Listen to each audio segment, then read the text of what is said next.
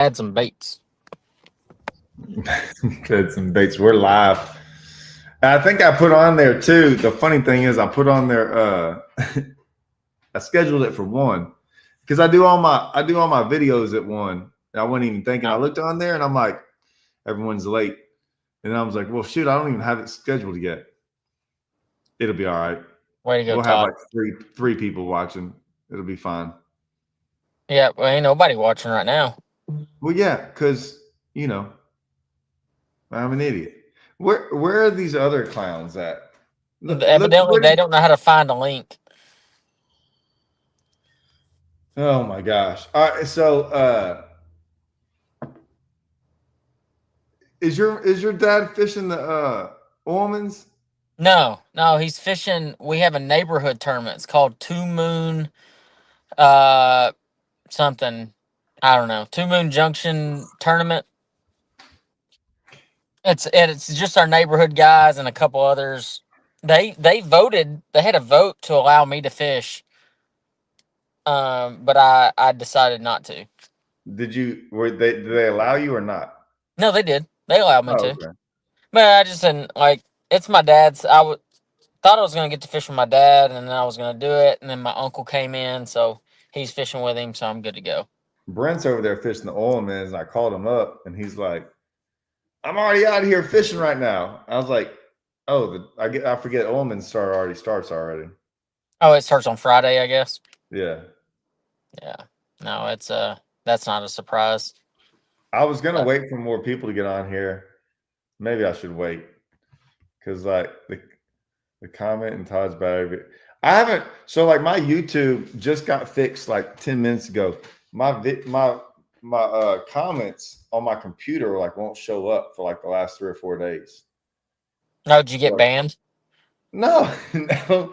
It just says something's wrong with them. Like, you know how they'll say like retry, like, yeah. So like I haven't been able to read all the comments. I guess. So there's one thing I found on YouTube, and sometimes I like to do it because it's funny. Because like I don't really care.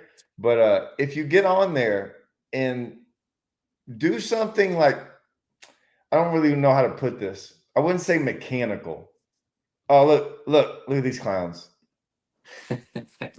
There's no doubt there's gonna be some clown show there. So like Matt might get this too. I don't even know if Matt's there. Look. Is that a booster seat, Andrew?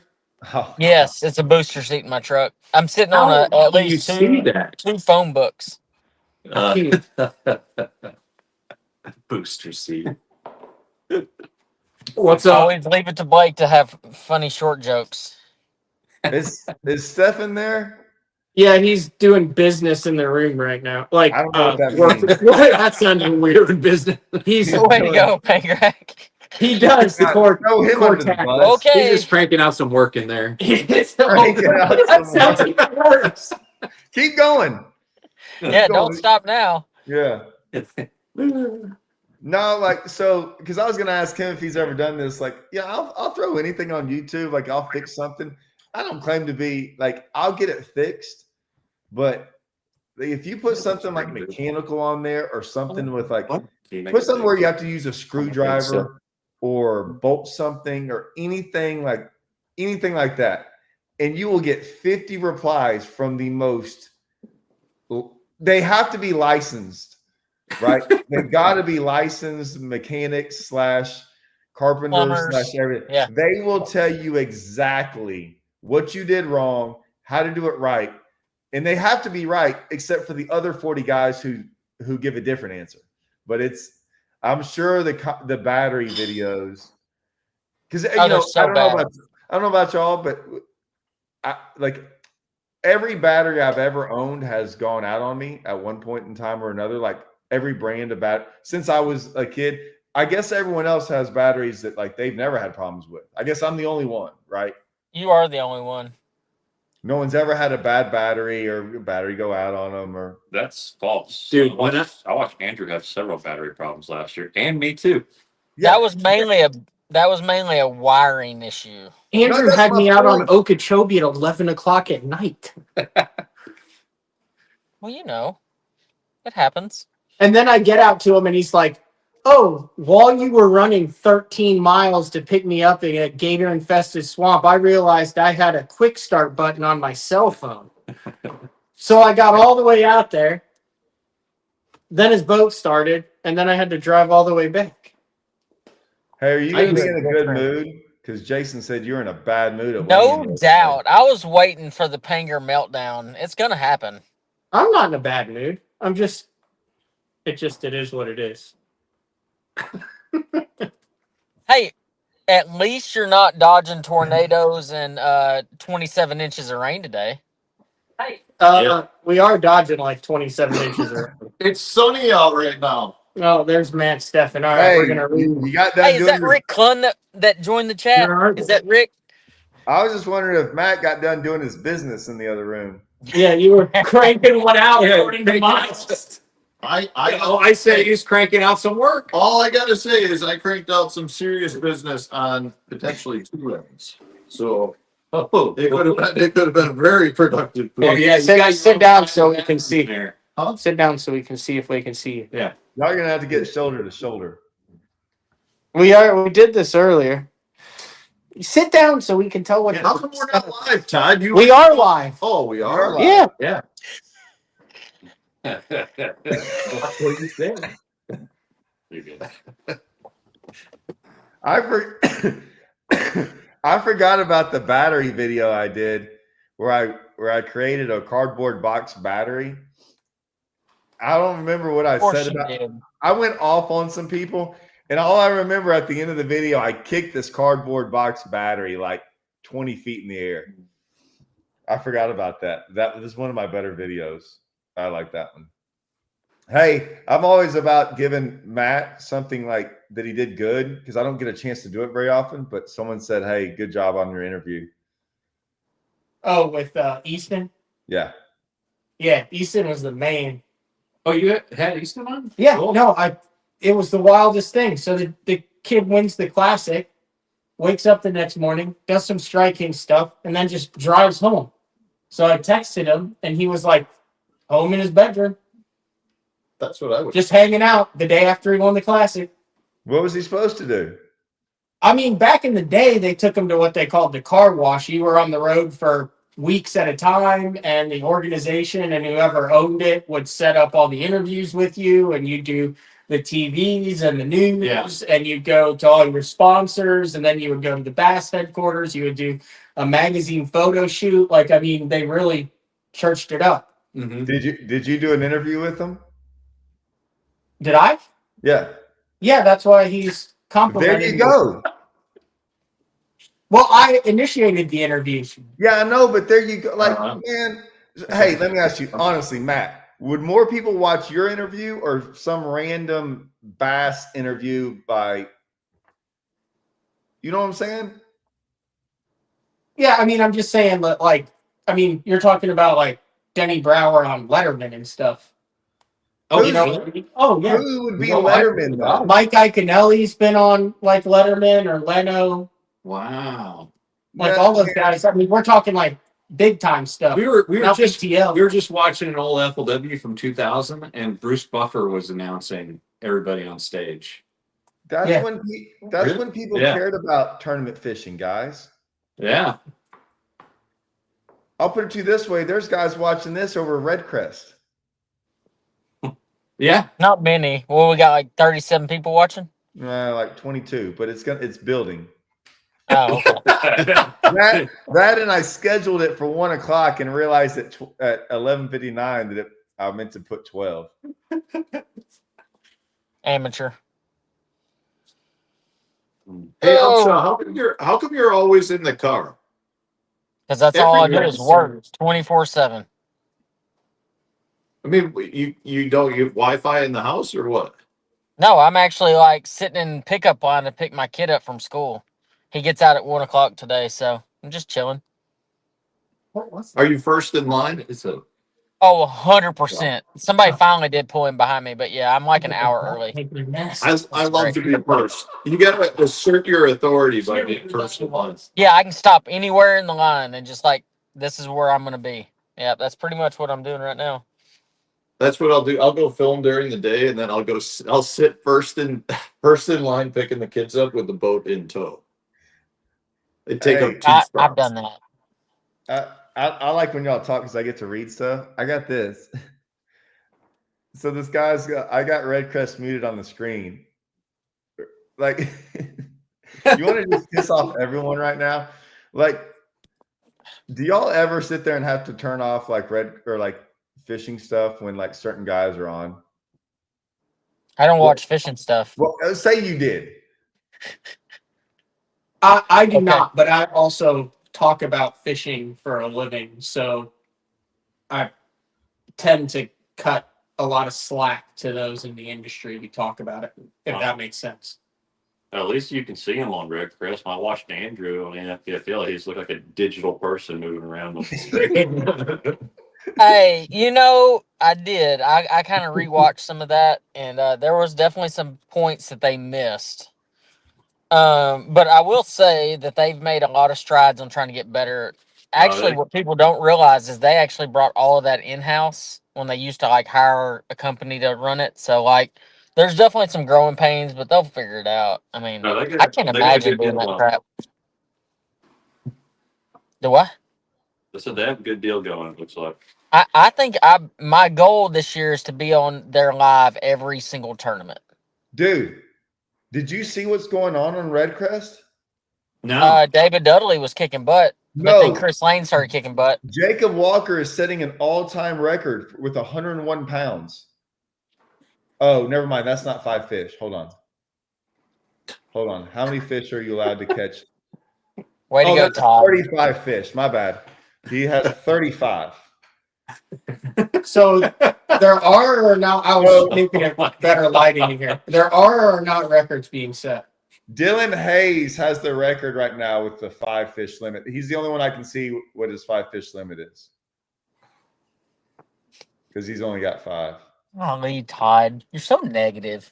I'm not negative. I've never figured out what 100. Todd, have you ever, serious question, Todd, have you ever been approached by a major organization to be like an in-house or studio analyst? No, I'm way too smart for those people. Dang. If you were, would you consider it? No. Yeah, 100%. No. Like if Bassmaster hypothetically was like, "Hey, Todd, Terrible we'd like idea. to spice Terrible things up idea. in the second half of the season. We think we're showing a little too much fishing right now during the live stream. We'd like to bring in some more in studio talent. Would you would take that job? 100%. And when they would put a camera on me, I'd be like, "Hey, we're gonna go to commercial real quick. I'll see you in about 15 minutes." And then when they come back to me, I'm like, "Hey, everyone, let's go back to fishing so we can watch that." That's what I would do. No, I'm gonna give you exactly what would happen. And then they would show one fish catch, and then I'd be like, "What do you think about that, Todd?" "I don't know. Let's go to commercial and find out later in 15 more minutes." That's what would happen. No, what would happen is there would be a commercial, then Todd would talk nonstop for 14 minutes, and then there would be another commercial, and nobody else get a word in. They'd be catching fish, trying to get a word in. They couldn't even catch a fish, and Todd just be like going off about some topic, about somebody catching them on a frog, but they don't know how to catch them on a frog, or they're flipping the wrong size line. I mean, it was 100% be something like that. I wouldn't even care about that. I would watch them if I could watch them. Everyone gets mad at me when I talk on podcasts, and I'm like, and so like there was one time we were doing that, and I just sat here like this. That's the quietest I've ever seen you. Yeah, and I'm like, that's what would happen when you stop talking. That's what happens. Well, because nobody knows that they're allowed to talk whenever you stop talking. I'm reading comments. Matt asked me a question. Dan, I thought it was a legit question. On the water report. I'm more surprised by the answer. I want Todd in studio analyzing. Yeah, I didn't think there'd be any chance you would want to do that. You gotta look at this guy. Yeah. Oh, I would do it. Dude, it is muddy. It is. Yeah. It is getting up. Here's what I would do. I can promise you this. Before we went to where's the elites going next? Like I've never even heard of the place, right? The Albermaldi Right. River. The what? The Chowan River bit. You know, Matt. Yeah, the Chowan River. Where is it? I thought it started with a North, P. North Carolina. It's silent. Oh, yeah, that's right. But no, so what I would do is I would make some phone calls before I ever went there, and I'd find out the best fisherman on that place, and I'd call him and talk to him. And that way I wouldn't sound like a complete moron when I was up there. Because that's what I think. Like, I wouldn't sit there and like, well, you know, I'm not even going to say it. But like, they talk about some of these lakes. I've never understood like why they ask some of these guys about the lake that they've never even been on. And I want to hear your commentating. You've never even been on it. I could care less what you have to say about it. That's just my opinion. I've got Matt, some great what's your insight opinion? on the Pengrak, tides what's of your opinion? Norfolk.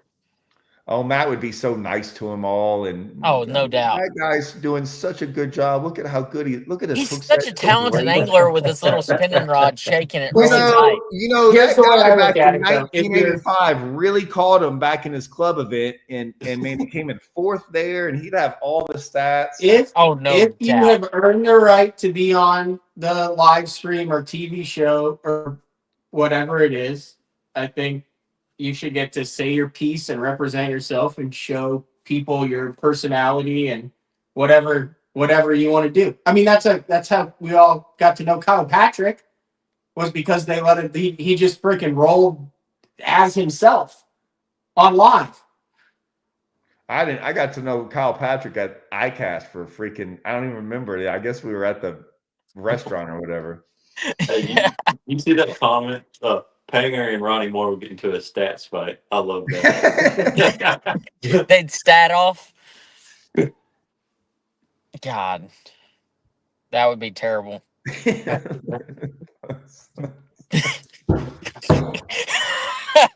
Talk to That's good. him. The P silent. Oh, it is the Susquehanna. Oh, is it the Susquehanna? Susquehanna tank? Keep trying. Pasquata tank? Dude, there's Pasquat tank. Pasquat tank. What am I missing here? Oh man. Yeah, just the P silent, just ass tank or whatever your aqua tank. Aqua tank. Aqua stank. So Aqua tank. yes. Oh, I see. Oh, that's not nice. Pasqua tank. The Pasqua tank. Y'all would get in a little freaking. Are we live yet? We've been live the whole time. Oh, I'm just kidding. The sun is gonna come out, but then it's gonna. Dude, it's gonna start. Is it still coming? You don't want the sun to come out. How do you do that? How do you do a tournament though, where it's a legitimate life-threatening lightning storm for the first hour, like set 6 to 8, and then it's okay during the middle of the day, but then right when the first flight's due, they're saying tornado central. You can't have that day. No, I'm not going to complain about like do y'all think they should have? Oh, hold on. Do y'all think they should have had it? No, we were all Castle, thrilled that it was canceled. Castle, you remember when Listen, there's the difference. All of y'all wanted to fish on Rayburn. All y'all said y'all should have fished. And then if you all, there's 4 y'all now, and all y'all agree that y'all shouldn't have had it today. It's pretty simple when that tells you if they should have had it or not. I trust y'all more than them. Yeah, That's about. yeah, we did. Yeah. Like we all got up this morning, had our bibs on, everything was packed, like we were ready to go, and we were like, God, I wish we would get that text. And Blake's phone went off, and he's like, it's a 205 number, and we all went, thank goodness. I mean, dude, the lightning storm came in. It was bad. Todd, you remember when we were at Dardanelle and they delayed us like an hour for lightning and it never lightning and then they let us go? It was terrible. It was like that this morning, but worse. See, I'm just glad we all weren't in the water by that point. You know, like they had us at Rayburn and then it took 2 hours to get out. They did one at a Toyota at Grand, and it was day 2, so like it was me, Hallman, Russell. There was like 4 or 5. They all left. They all left it, and I never left the freaking recliner because I was like one of the last boat number. So I just sat in the recliner, and I'm like, guys, we're gonna cancel it. It's bad out there.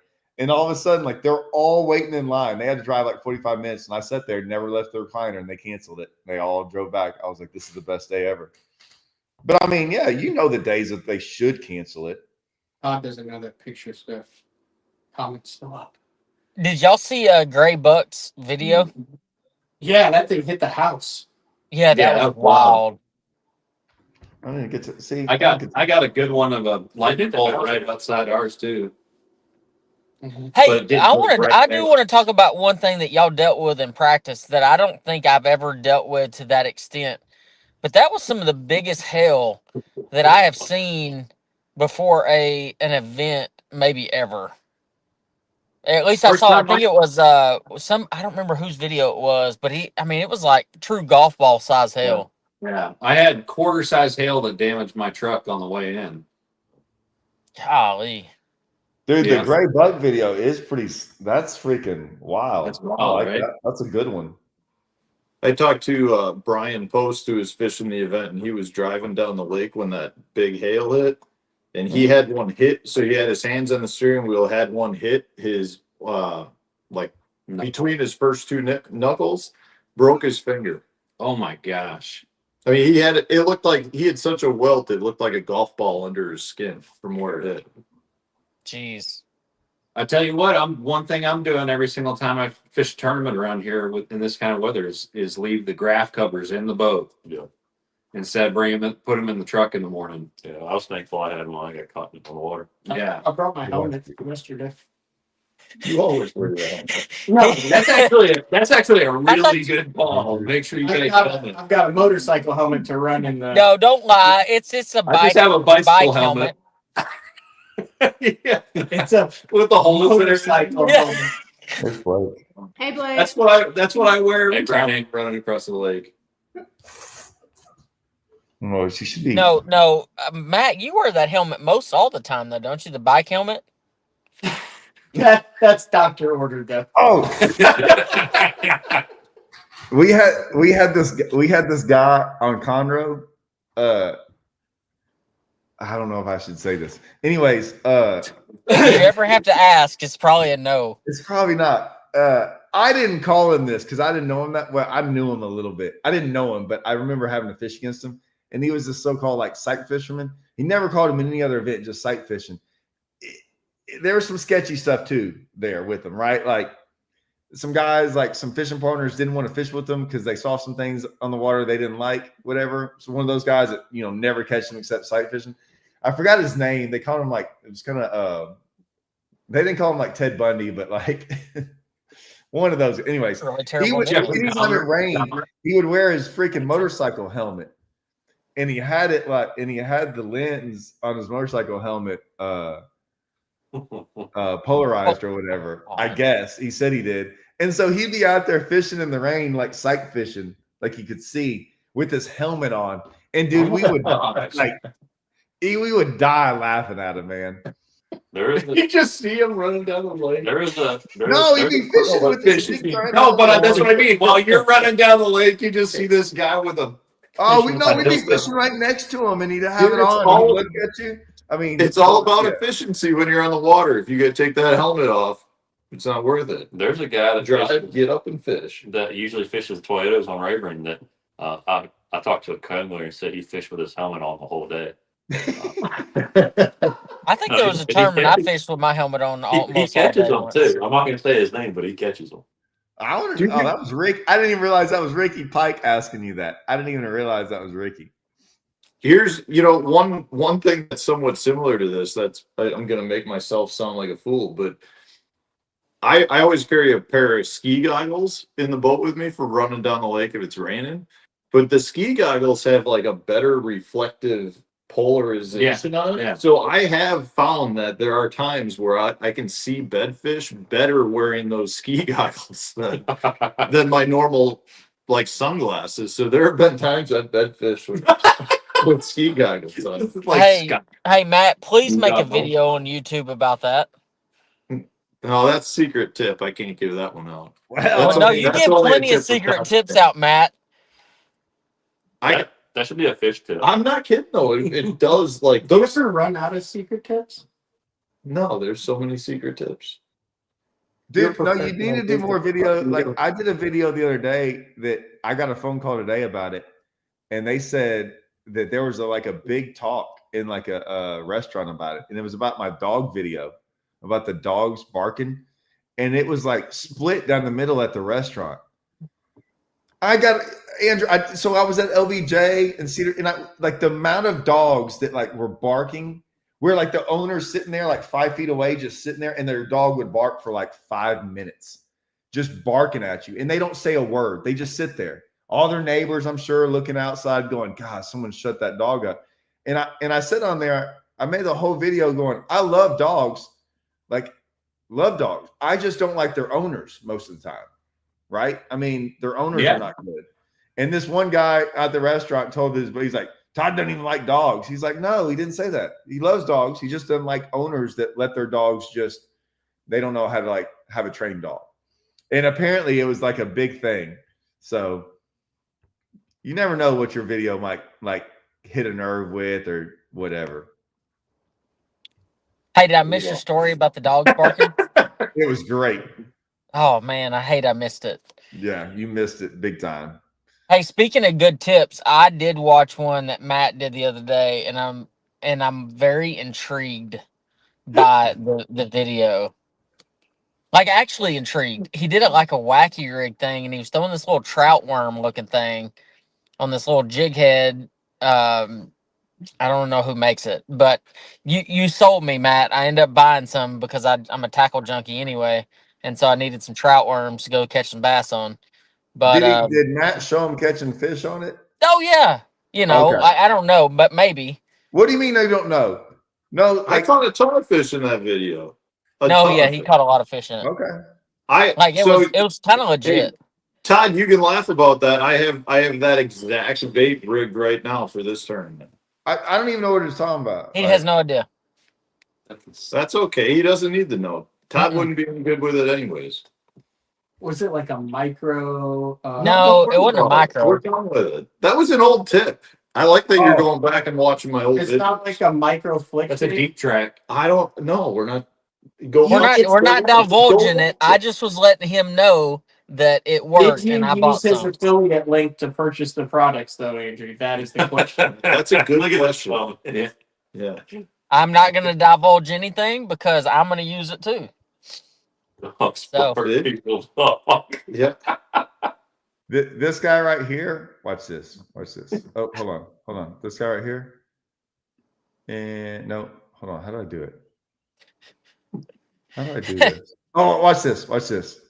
And timeout. So this is good. So like, Am I timeout? no. I put that other guy on timeout. So like, I think that's the guy. So he can't hear what's going on. This is great. Backwoods was banned and their comment was removed. He's totally watching still. He can still watch. Yeah, like how you mute a Yeah. single. Not like you get kicked out. You just can't comment. Oh, okay. Well, good. He can't comment. I think that's a guy who got mad at me because I got sick.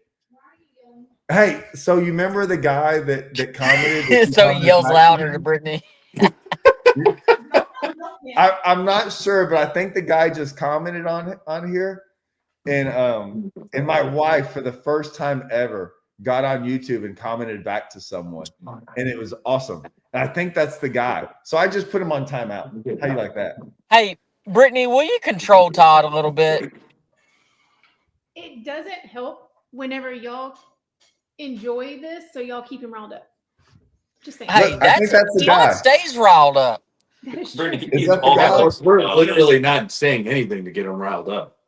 I'm gonna see if that's the guy. I'm pretty sure that's him. Well, Somebody else said something. Why was he was upset that you weren't at the classic? He got mad I got sick and I made a video and he's like, he just makes any excuse not to be at the classic. Yeah, he did. He's faking it. And I'm like, all right, I get it. Yeah, I'm like, who am I? Like 9? You're screaming. He screams all the time, Brittany. Can you control that just a little bit? Muzzle him or something? I could. Why are you home? Shouldn't you be at work? You should be at work. She's over here doing, like, she shocked me when she walked through the door. We had a job fair, had to change. And I told you I was coming home, but because it wasn't fishing, he didn't listen. Hey, when are you coming back to track practice? Y'all gonna be there on Tuesday? Yes. Okay, cool. Oh, it's lucky Sierra's not on since Brittany's here. It'd be Is she roast there? Todd. Oh, No, look. she's not. But she was. She'd be talking, mad smack to Todd. Exactly. She teams up with me. It is the guy. You're- He's so stuck on Yeah, this. so I was pretty upset about this one. It's the guy. I banned Which him. guy? Yeah. Put him on Did he timeout. email you? Like, did he send you an email, or was it just in the comments? It's a message. It said you use the same excuse everywhere or every year why you don't go to the classic. What are you afraid of? What am I afraid of? And then he said he didn't believe him that he had the flu. And so then I commented. So Yeah. and What did you say? Don't worry about it. She went all principal on him. Oh my God. That's the No. same guy. So look, see him right there? He's on timeout. I love it. I don't care. I'm gonna say it some more. When he gets back in, I might put him on Y'all timeout have again. fun. I'm gonna go deal with children. Oh, you're already dealing with Todd. Yeah. Not real children, not adult children. Oh, okay. You do need to calm down.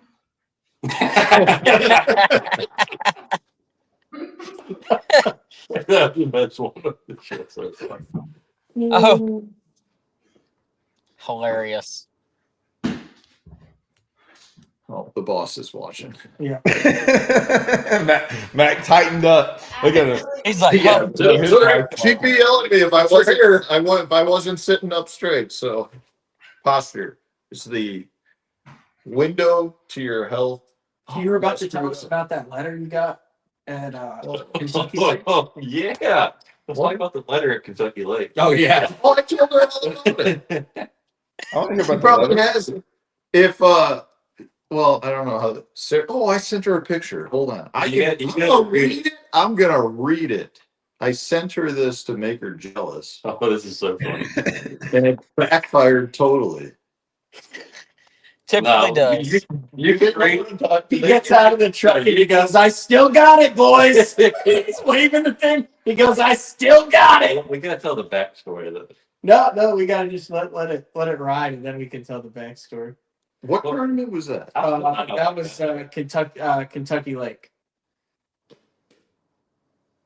What'd you do? Get a letter from her? No, listen. This is pretty good. Yeah, it might take a second. You can just go Talk amongst yourselves. Well, this builds anticipation. Well, hell, we know what it said. Well, yeah. No, I want to read the letter. Just go to your photos. You don't have That's to. a very, very good comment by Nick. Here it is. Here it is. Listen. Here it is. You gotta show it to the screen first. I know. I'm trying to open it.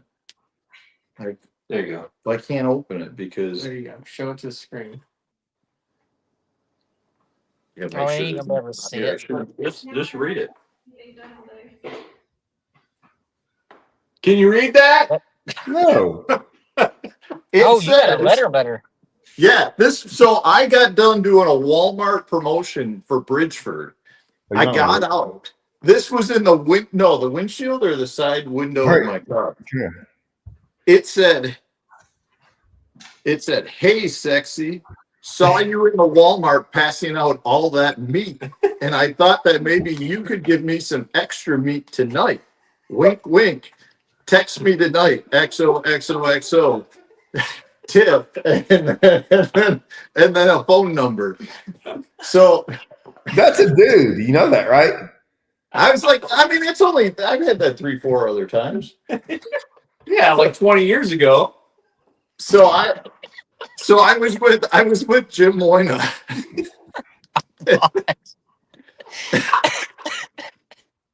and I gave it to Jim and I said, Jim, I think this is meant for you. Because you don't know whose car it is. We all got Bridgeford trucks. And he read it and he got pretty excited over it. But then he said though he's got a new girlfriend, so he couldn't do anything with it. So I took it back to the house just to show off for the boys. And that's when and I sent it to Sarah, my wife, because I like to send her that type of thing to keep her jealous so that she realizes what a special catch I am.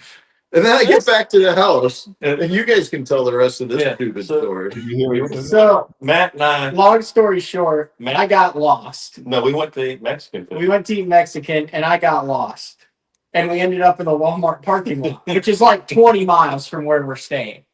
And there's the Bridgeford Rack Meatmobile.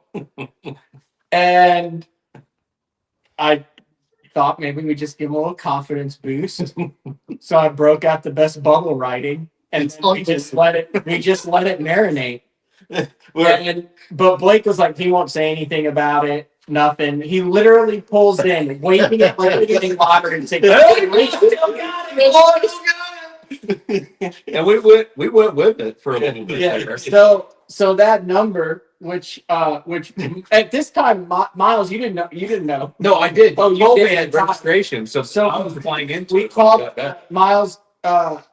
Calls the number, and it was the Kentucky Gambling Help Hotline. And this guy answers, and he's like, "Gambling Help Hotline." I guess I got the wrong number. I guess I got the wrong number. Oh, it's so. That was just like, don't call. We were waiting for them. I'm just like, I'm calling. We were thinking it would be like all day, like waiting for him to say something. And he literally. Oh yeah, it was the best thing that happened to him all week. You better be careful. I picked You it better up be- in my fish and tackle room. That's Dude, a good one. I hope the next time Matt's somewhere at an event somewhere, someone just yells out, "Hey, Meatmobile!" Like I hope nicknames like that stick for a little bit. It's Meatmobile. Mobile. Meatmobile. Hey, he sounds like the announcers for all those lakes. That's mobile. He's The Meatmobile. Meatmobile. The guy said that with Matt's name. Nothing called him. See, Todd's over there talking all that trash about being those announcers mispronouncing things. They don't have any idea. He's I didn't one of those mispronounce it. Meatmobile. I Meatmobile. didn't mispronounce it. That's what they yell out. Dude, every time you're on BTL, you gotta just sign in as the Meat Mogul. I'll do that. Meatmobile. Now he's embarrassed he left. No, my nose is dripping. It's Oh, you're faking. Oh no. I'm fake being You sick. Hey Andrew, you know what? This is the almost year anniversary of is Oh God. is us having to turn around at Logan Martin to go back to Love's when I was dying. Oh, yeah. Oh, I remember that. That was bad. What happened? Not good. So we went to the tackle store. We were trying to buy, I don't know, some worm or swim bait or something. And we get up the road, and I mean, we driven all this way to go somewhere, and he goes, "Dude, like I gotta go. Like you gotta turn around and go to the bathroom or something." Like it was either side of the road or like backtrack like a mile, or it was like right then. It's like, "Hey, game over. Like let's go." Yeah, we were looking for a place to pull over. That's why you bring a 5-gallon bucket. It's been a year. Everywhere you go. Oh, I used that at Kentucky. You did? Yeah. When I cleaned my boat out, that was your shit bucket? Not yet. I just bought that one. But Okay. Yes, that was in the towel that you wiped your face with was butt rag. Mm-mm-mm. Todd, what are you so locked in on right now? I'm like looking at I forget that there's this like big giant championship going on. And then I guess Chris Lane's now winning with 107 pounds with 30. I don't even know what to think of. Is that a record? I don't know. Then I wanted to see like how many people are catching big ones. And then it shows guys like a 3-pounder is their biggest one of the day, but they're in like top 10 or something. I don't know. I just find all that interesting. what are they doing? Has anybody watched? No. I watched one clip of David Dudley, and you want to guess what he caught it on? Oh, Wacky rig. worm. Wacky rig. Yeah. And That's it was what we like were a talking about 12-pounder. earlier. He actually, every time, I want to say the last couple of times he's been there, he's caught him really good on a wacky rig. Get this apper. Where's Right. this at? No, we're all too close. We could No, there's too much. we could give you your spanking. No. Yeah. Yeah, so we have No. we have an electric. We opened the pantry of our VRBO, our rental house, whatever, and there's an electric fly swatter. And I pulled it out. I was like, Matt was like, "Hey, whoever has the lowest weight after day one gets to get a swat on the butt with the fly swatter." So now Matt's not for it. Yeah. It has the curse of the good practice. I remember when we was such degenerate gamblers as you guys. We're just gambling all the time. It's I bet you this, I bet you that. No wonder you have that number on your phone. I had 8 NPFL day one bets, and we split them 4-4, so we didn't know each other anything. Jeez. Like, have y'all ever like this comment right here? Because when I did watch the classic, like it had Easton and then it had Lee like up in a pocket, and everyone was like leaving Lee alone, and then Easton was out there, kind of where pretty close to like the boat flotilla, like not having to deal with it. But I mean, has anyone ever had?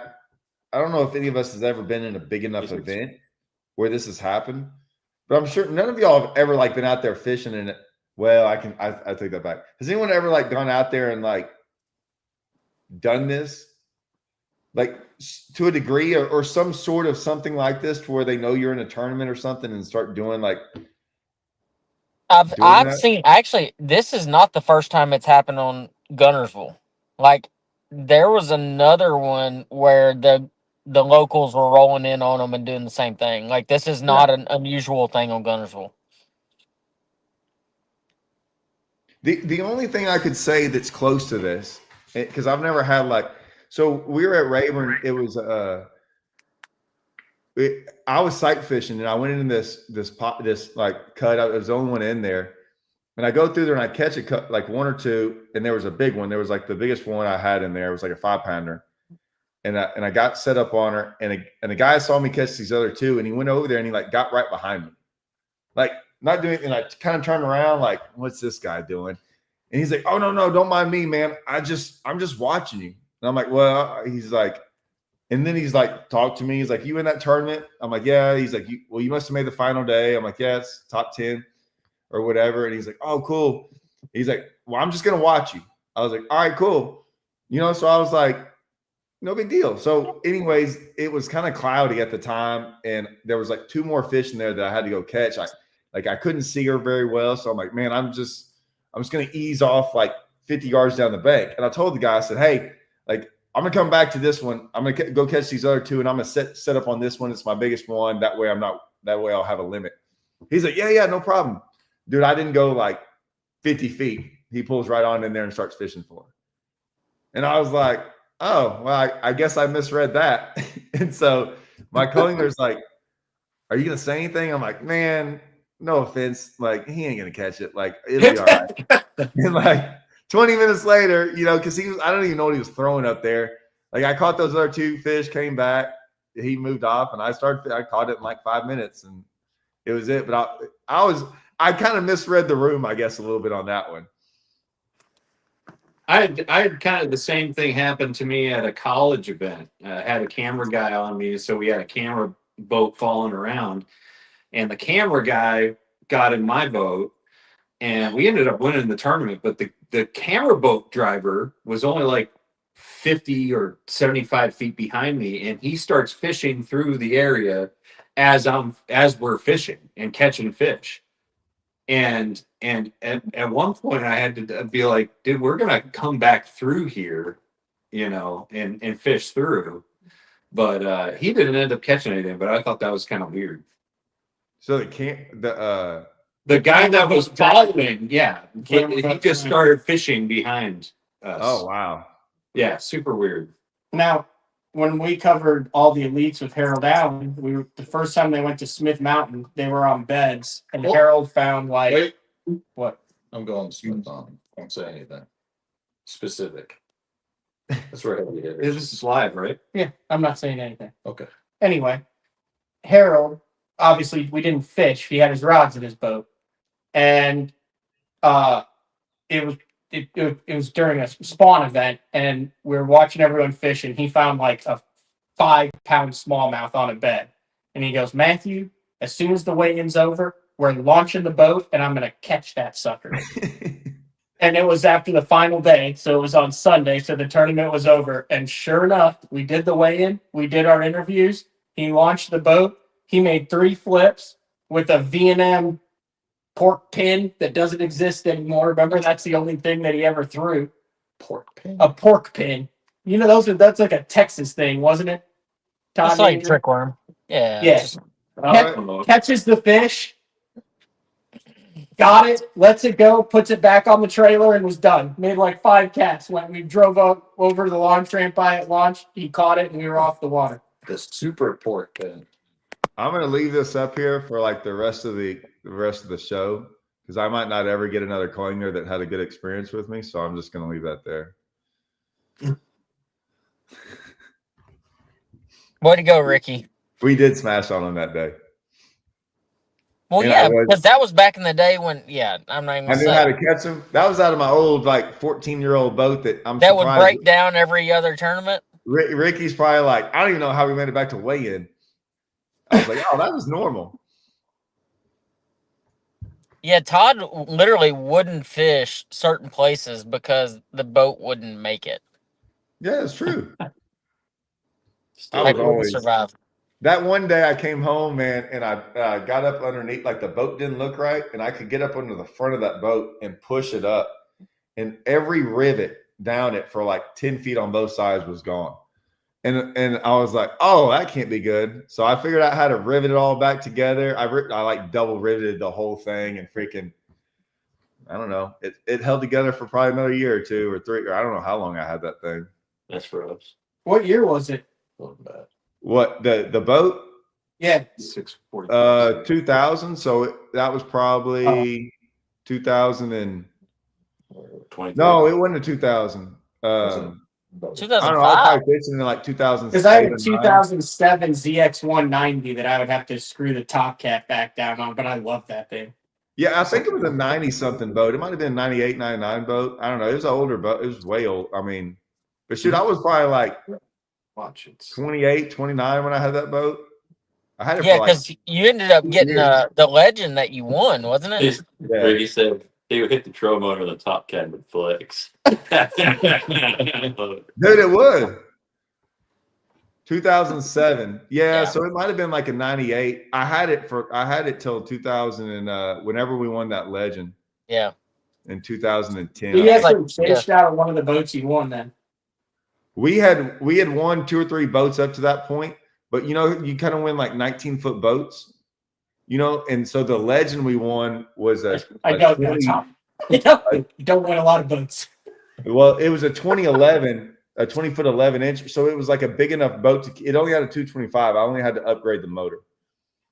But most of those most time you don't win like a boat you can like use. Yeah, like a 21-foot boat. Most of them are like 19s.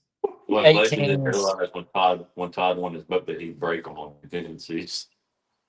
Do what? I said what Legend didn't know when you won one of their boats is that you could break them on contingencies. I'm trying to do that with Skeeter right now. You did it with Legend too. I did it with Legend one year. One year it got a little they weren't happy that one year. I won 6 of them. It got up to like 50 grand or something. Oh my gosh. Yeah. Then they started getting real particular that Legend right here wasn't 12 inches tall. I mean, they all of a sudden, like the first 1 or 2, they didn't say nothing. And then all of a sudden they were like, they started trying to get real particular about like the details of everything. It didn't go good for like a little bit. Was that where you had to like have the decal on your truck and where the decal at weigh in and have I had things, but man, I'm just telling you, it got a little Randy took care of it all, but man, it got a little sketchy there for a little bit. I will say I got a phone call. One of those phone calls, you're like, hey, what's up? And there's like 9 people on the phone call on the other end. And you could tell maybe there was a lawyer involved. And I'm like, whoa, really? Just by me? All right. Is this why Legend's not in business anymore? No. You destroyed a boat brand? Yeah. No. Way to go, Todd. No, but that wasn't Randy. Randy Qualls is like, man, like I'll back up Randy. Randy Qualls was awesome. Still is too. Like we stay at his house. Like Randy Qualls is awesome. He was always awesome to me. I don't have anything bad to say about Legend. Legend was awesome to me. All I remember is when Todd and I ran up on Toledo Bend from like 6 Mile, and it was the biggest. It was a really big wind day, like a really big wind day. And he and I made it up there, and there was other boats up there, and both of us were running Legends at the time, and we were jumping waves. Dude, it was incredible. Like to the point where my coin was like really mad at me. That was a final day, wasn't it? Yeah, that was a final top 10 day. Yeah. It was, I mean, like when I say it was big, it was real big. Dude, those Legends were freaking awesome boats. The ride was really good. Yeah.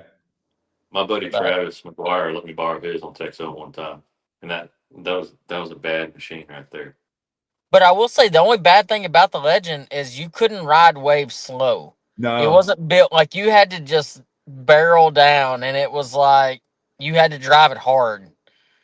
It was kind of a flaw that I didn't realize till later on, that I was like, they're like, why are you going 50? And I'm like, because man, like you could drive that thing 50 in giant waves and it was fine. But the flip side is I don't think you should drive a boat that fast in waves that big.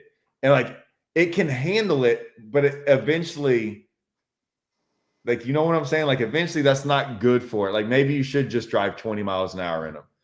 Yeah. I drive like 20 in them now, so it don't matter. I feel like Dang, Ricky, I mean, Cruiser. Yeah, Todd just cruises around. He never goes fast. Ricky's just so freaking dogging all my stuff. Well, it was real easy back in the day. It was real easy. Oh, I didn't know. Y'all didn't know I was really rich back in the day and freaking had The duct tape. You had duct tape in a couple places. Dude, I should have been sponsored by freaking duct tape. It was bad. Our turn downs are crank windows. I had one of them. I had a truck, boy, freaking a Dodge Ram single cab, and it freaking I remember that. Had turn downs on it. Dude, it sounded really good. I don't know what turn down is. Like exhaust. Oh, I thought it was the window cranks. No. No, I had that on my old Chevrolet in high school. Oh, Todd. Actually, I think we came and helped you one time when you were at Amistad. Oh, my kid's here. All right, I gotta go. Wow. Hey, say hi, Kane. Hey, so I hadn't told you this, Andrew, but Kane yesterday. So me and Kane have to race the 200. You know this, right? And I know what Kane can run. Yeah. So I was telling him, like, man, I know his time, but he doesn't know mine. I was telling him what I can run, and he told me, he said it so cool. Like he was just sitting there, and I told him, and he looks at me and he goes, "Cap," and I was like, "Oh, all right." So me and him are racing. That's pretty sad that you're racing my 10-year-old, but I wouldn't race your 10-year-old in the mile. So there is that. I wouldn't race mine in the mile. I don't know if I can beat Kane, but we're about to find out. That's because we're gonna video it. That's fine. No doubt. Y'all got any predictions for tomorrow? Fish or what happens when we fish? I think we're fishing. I think that getting home is going to be tricky if we get as much rain as we think. But is getting home a factor that they have to consider? No. They don't care about your feelings. Are y'all really going to get flooded in? Yeah. You remember when it was at Texoma when y'all got flooded in? Or not Texoma, Table Rock. You remember that, Todd? You're fishing like a Toyota up there. We got out. No, we were fishing I think it was an open. It wasn't an open? I know we practiced. I know it rained for 7 days straight. And the lake came up 14 foot or something. And they canceled it. And then that's what it was. They canceled it. They had to. Well, they wouldn't let anyone on the lake for one. Like the course shut it down. The course shut it down. And then that was the year they flooded everyone below, like Taneycomo and all that. Like they flooded all them houses. They had to. It was wild. And what was crazy is like the fishing, the fishing was pretty wild too. Like they started schooling. They would be schooling. I figured out that they would school on these like points. Like I could look at the tree and be like, well, if those kind of trees are right there, of course the trees are like 14 foot, right, of water on them. And I'm like, well, the tops of them, I'm like, well, if those trees are there, that's what kind of, I guess the bottom is like. And they would be schooling out there in like 22 foot of water in front of those trees, like giant smallmouth and spots. It was pretty awesome. Like we kind of wanted to fish, but like obviously, you know, it was. I mean, there was people getting like trapped in on the roads and stuff. Wasn't it going over some roads? I think so. I don't think it was. It was one of the worst I'd ever seen about being around like flooding and stuff. Pull up Tim White's comment. I really like that one.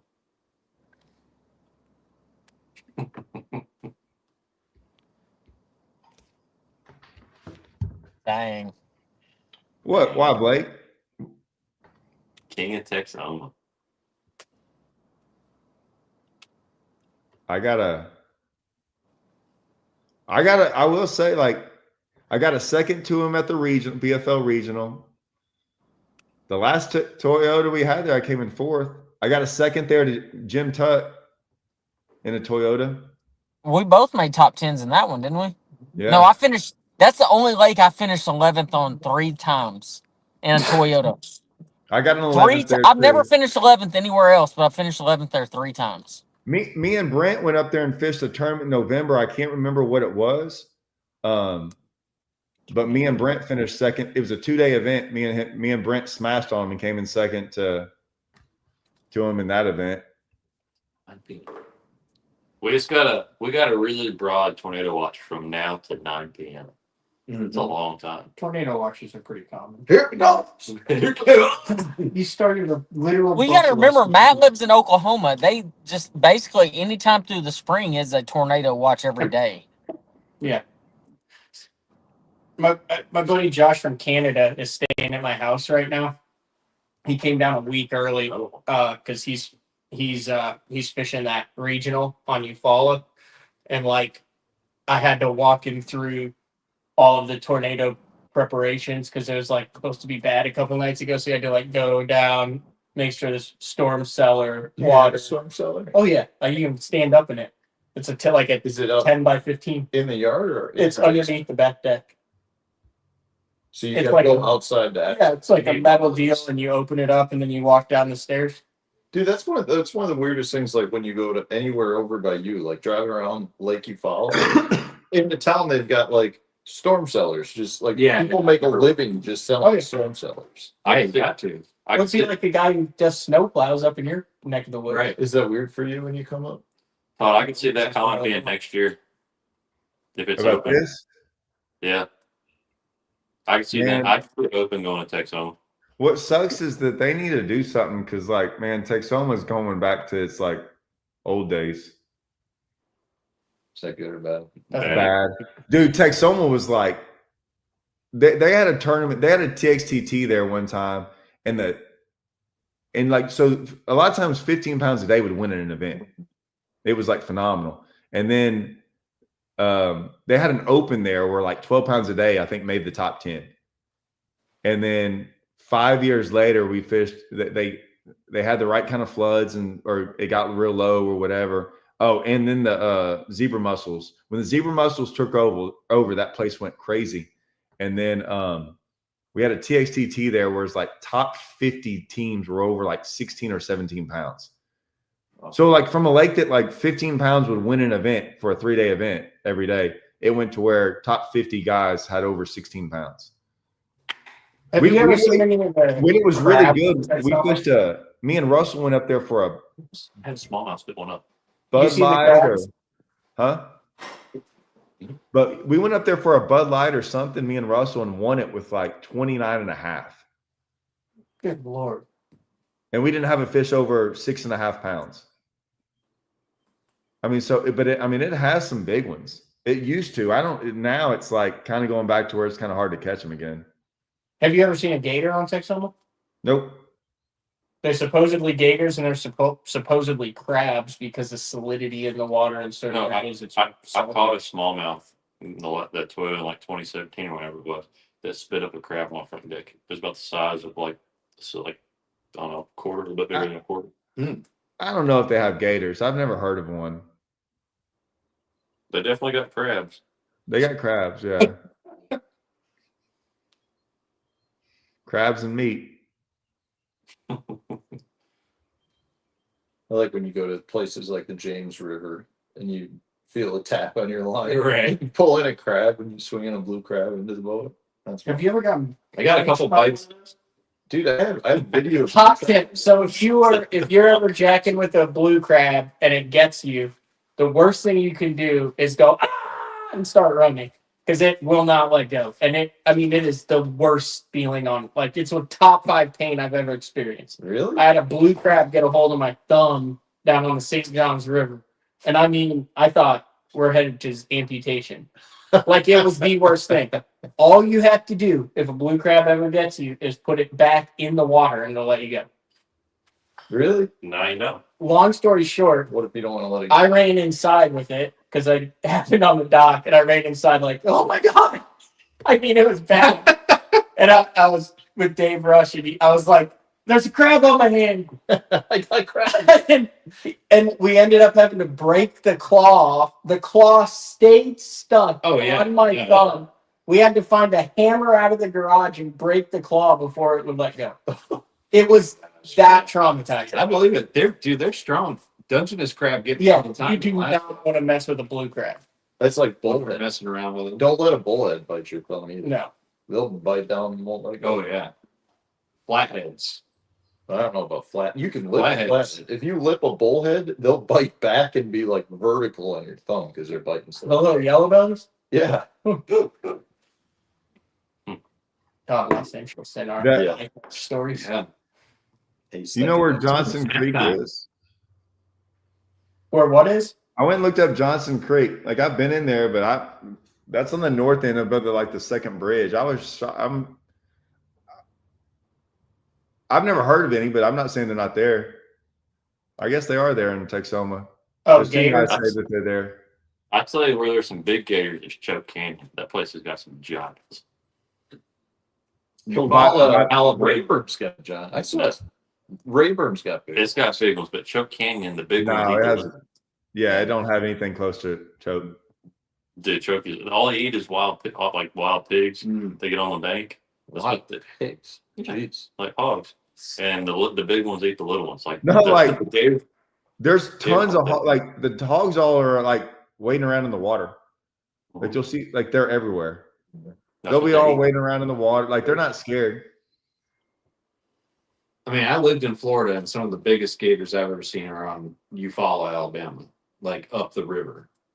They're insanely big up there. Well, I don't. I mean, I would assume that you guys got bigger because of the hogs. The But crazy thing No, is, I think they're bigger because we probably don't. Right. We're not allowed to mess with them. yeah, true. So if you go years and no one messes with so at Rayburn, if one gets too big at Rayburn and it gets around the house, I'm just telling you, someone's probably going to shoot it. But like at Choke Canyon, no one lives on the lake. Like no one's going to shoot it. No one's going to mess with it. So there's no reason to mess with it, and it lives to be 200. Yeah, supposedly they don't die of old age. They just keep getting No, bigger. they just keep growing. Yeah.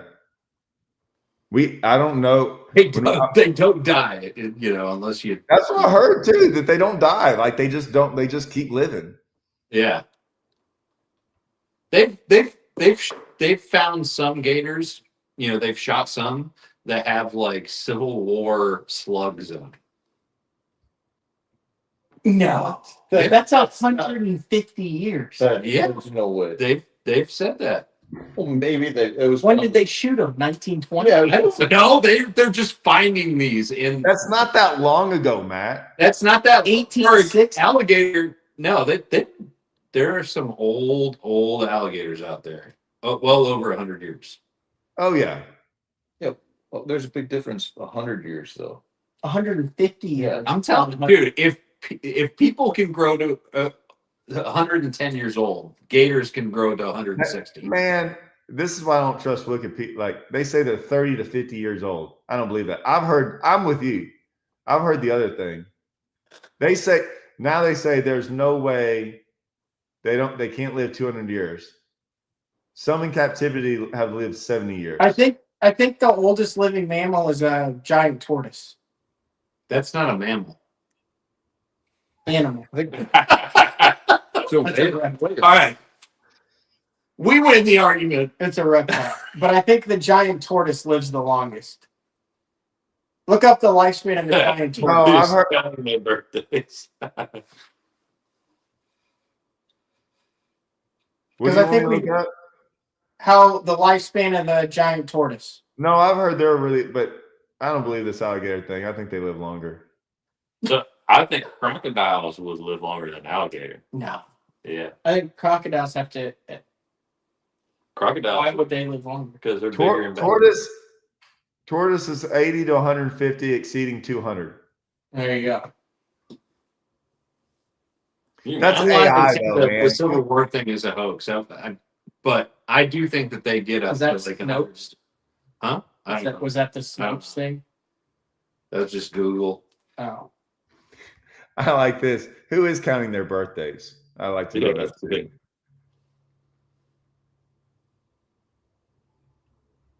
We had one when I was with Kyle the other day. We were fishing and like he's seen them, so it wasn't a big deal. But we were I was with Lucas. We were filming the show. I had Jared back there filming, and like two came off the bank, and it's clear water, so you can see them on the bottom. And dude, and they were big ones, they were 10-footers. And the one comes up, and it actually got me a little bit because he couldn't see. So when he came up and hit my bottom of my trolling motor because he was like just rising up, and like it kind of even got me a little bit like, oh, all right, like that'll kind of like mess with you for a second. I mean, I'm used to them all, but I mean, if they wanted to, they could come right in the boat. Huh? If they wanted to, they could just jump right in the boat. They really could. Like that's not crazy. I don't know if they'd want to, but I do get worried when you roll up on them like that in the springtime like that, because like we've rolled up on them when they have babies, and they act a little bit different, for sure.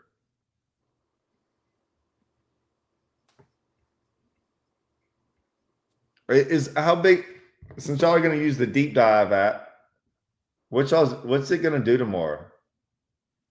It's going to be muddy, and there's going to be lots of Did debris. you just show it to me, Matt? Didn't you say jumping? It's up a foot and a half or a foot and a quarter right now. I see that. Is it going to rise like another foot? If we get the rain that Miles is showing, it's probably going to rise 3 or 4 feet. If we get the rating that Miles is showing, we ain't going to be able to get to the rating. That Miles is strong? What do you mean? That's you. Hey, I had some people. Oh, I had some people ask about this deep dive thing. Like, that's like, I didn't even think about it. That can't be considered information, right? No. No, it has baits on there, like, I don't know if anyone's actually like looking at that, but that can't be, I've never even looked at it. I'm looking at the baits. I use it for inflow, stream flow, wind, water clarity, and water level. That's what I use it for. But I just picked up best baits. yeah. Number one, the first bait is what I'm throwing, so apparently it works. What, jerk bait? A soft one, a soft jerk bait. Oh, that's the third. That's not even the best one. On mine, it's number one for baits. It has more baits, and it shows like. Don't say anything. We're still in a tournament. That can't. Yeah, but I just asked you. Could it be considered info? No, because it's public information. Well, but you got to pay for it, right? But so are all the weather apps. I don't pay for anything. That's a good I point. don't pay for anything. They use the census. I Me too. Yeah. I'm the early warning. Yeah. Hey, Todd, you want to really get into something? Yeah. What kind of trolling motor you got? Garmin. Oh, Oh did you see what no! Garmin just came out with? Oh, here we go. Let's hear it. Did you see what Garmin just came out with? Yeah, I did see that on the, and I was like, oh, that seems. What was it? It's listen to your 2,000 live viewers now. It's a Explain to them trolling what motor. Garmin just introduced. It's a trolling motor that instead of having to go backwards, like twist around, it goes backwards. So it does the same function it's always done. It just has a shortcut. But you don't know. Now that's a horrible algorithm. no, It's got a reverse button on it. No, it keeps its function. It does exactly what it's always been able to do. It just has Except you don't have to turn it around backwards to go back. You can hit a button and you can stay forward and go backwards with it. Yeah, it's a shortcut. It's always been able to go backwards. He's not going to give you what you want. No, absolutely not. Like, he's going to get so mad at this, and it doesn't bother That's me. okay. I've got I will have a letter to Bass to reinstate power brakes. Is that the water level? It's power brakes on the front of the boat. I wish it would go that way. You mean it does the same thing it's always done? It just has a No, it shortcut doesn't. to it. You have to turn your trolling motor around right now. Right, so it still does. It still goes backwards. It can still go backwards. It can still do the same function it's always done. But you can stay looking forwards, and you can stop your boat without turning your trolling motor around. Some of us know how to catch a fish without forward facing, so it doesn't matter to us. Doesn't matter. What if you're going into a dock? What if you're trying to stay on a waypoint in deep water? Now you've got to back If up. I stayed on a dock, I would push down. It would reverse, and I would go backwards. It's the same thing. It does the same thing. It's just a shortcut. I think it would take me more time to find the button than it would for me to turn the thing around. Yeah. Yeah. It's already ingrained in me to Bass will never outlaw the backup feature because they get paid by them. Let me ask you this: Do power poles go backwards? Do power poles go backwards? Yeah. Yeah, your boat kind of goes back after they cut. Out in open water? Oh, you're like, No, but the Garmin force trolling motor does now. It's always going back. It can always make your boat go backwards. It's always can. Not without turning. Yes, turning. It takes me 0.1 seconds to turn it. You're not going to win this argument. It's not an argument because, like, an argument would mean there's two sides to it. Like, it's total BS that this isn't immediately illegal because if you read the press release that Bass stated on the reason why power brakes were outlawed and the reason why guys wanted them banned. What does it say? It's to prevent trolling. To prevent reverse trolling, where you keep a fish on the leash with a jerk bait or a swim bait or something, which you can't do with your freaking, you can go backwards. Now you can just hit a button and you can keep it with your forward-facing sonar on the fish while you go reverse.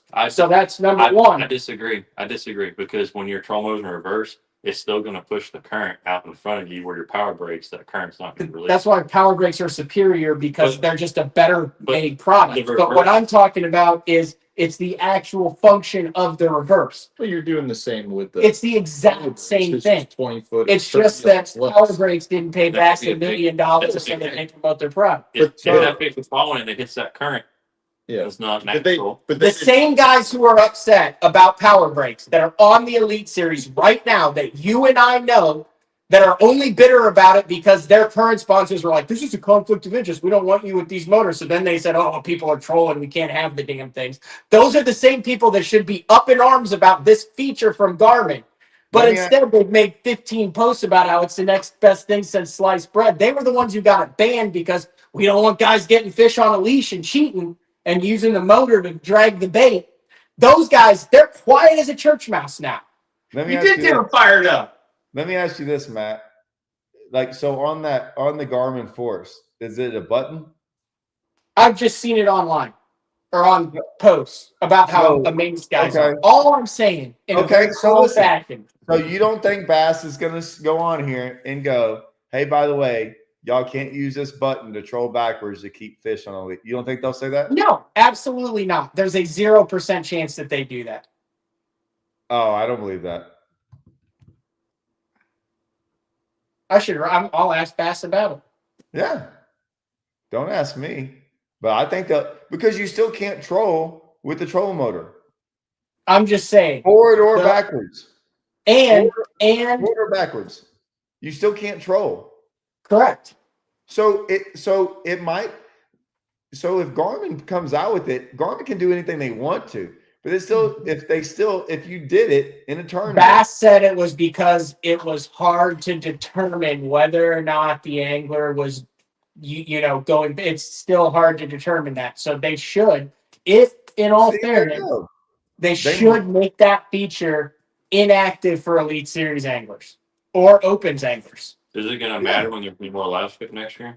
Yeah, that would matter because it's really nice when you're going into docks and you make a poor cast like I often do, and then you want to get your jig back without blowing out the area. I think it's I'm with Miles. I'm just going to turn the trolling motor around like I always have for 30 years. Dude, I'd hit the rocks or a dock before I find that button. Let me tell you. What are your thoughts on it, Matt? Yeah, with my goat. My thoughts on having it. Like, I mean, am I right to be fired up about this? 100%. If you cannot get rid of the brakes and not get rid of the Garmin backup button, it's the exact same thing. Because it's not a matter of saying that you can't have the brakes because of the technology. It's because they wanted to prevent trolling. And if that's the way they're going to say it, then you got to get rid of the new Garmin feature as well. Yeah. Was it you and I talking? So here's my thing. You want power brakes, you want reverse trolling, it doesn't matter. If Bass is going to keep the Opens 4 and 4, 2 divisions next year, I think it'd be really cool. Todd, I think we talked about this. You have 4 tournaments, right? Doesn't matter. Like our schedule right now, Rayburn, Kentucky, Norfolk, and Leech. Doesn't matter the lakes. Like we're not going to pick the one that's best for scoping, but having a lottery where 2 are non-scope and 2 are whatever you want. And you have to fish. And you have to fish those. You have. I would love it. And it's not saying, all right, well, what do you do in the EQs then? I don't know. Maybe 4 EQs. I mean, I guess when you get to the EQs, you can do whatever you want. I don't know. But the qualified ones, I'm just talking about the 4 and 4. How cool would it be to have 2 non-scope and 2 whatever you want to use? I thought you meant one division of No. Each division has 2 and 2. And if you had it to where, I'm not saying that we're going to pick Leech's better for scoping than Rayburn, so we're going to have no scope on Rayburn, and literally, it could be the most random thing, just like a lottery, a random draw for 2 and 2. Here's what makes me mad about some of this stuff.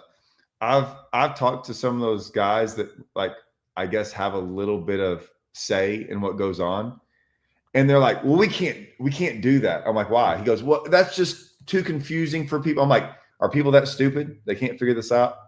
I'm like, you're the tournament organization. Right now, there's some guy catching 196 fish trying to win the Redcrest or something, right? They like it or don't like it. It doesn't matter. They chose to do that. These organizations act like they can't make decisions on stuff. They can viewers do don't anything care. they want to do. The viewers aren't the ones that, as long as the tournament anglers understand this tournament, you're not going to have forward facing. Yeah.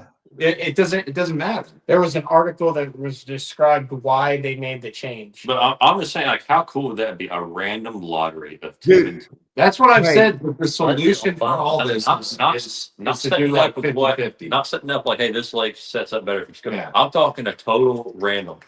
But do you think there's are you thinking there's a chance Bass gets rid of forward facing? No, because if they don't, there's no reason they would ever go with something like no, but it would draw I think it would draw a lot of attention because people would be like, whoa, you have qualifying events that people have to do both. Literally, you cannot use anything. Yeah, but then if you get to the elites, then you it would just mean the Opens are as much they're followed as much as anything else. Yeah. It says that they banned them because the mounted shallow water anchors make enforcement of current rules like long lining and trolling very difficult to enforce. That's such a weird.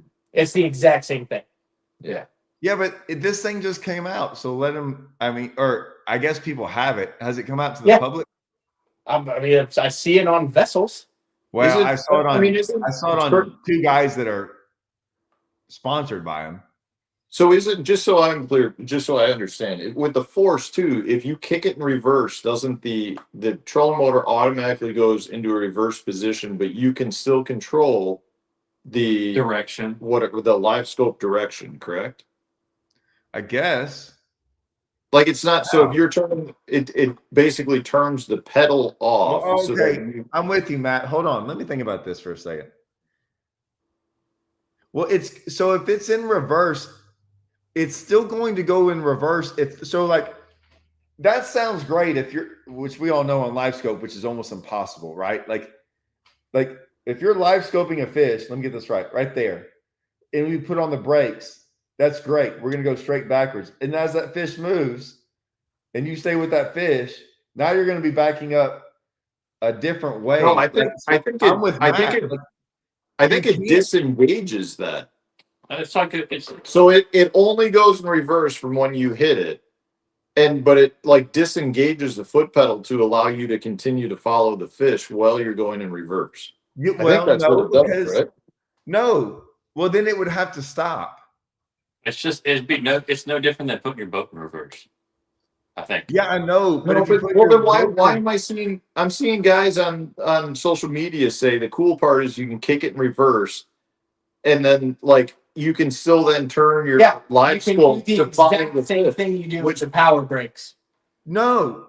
Listen, you're You're saying it's simply a No, button Matt, that I'm with does you. reverse for you instead of being Look. able to do it with your foot. look. Yeah, Your you're still- sonar is connected to your deal. So like, Yeah, if you go straight back and you see the fish, that's great.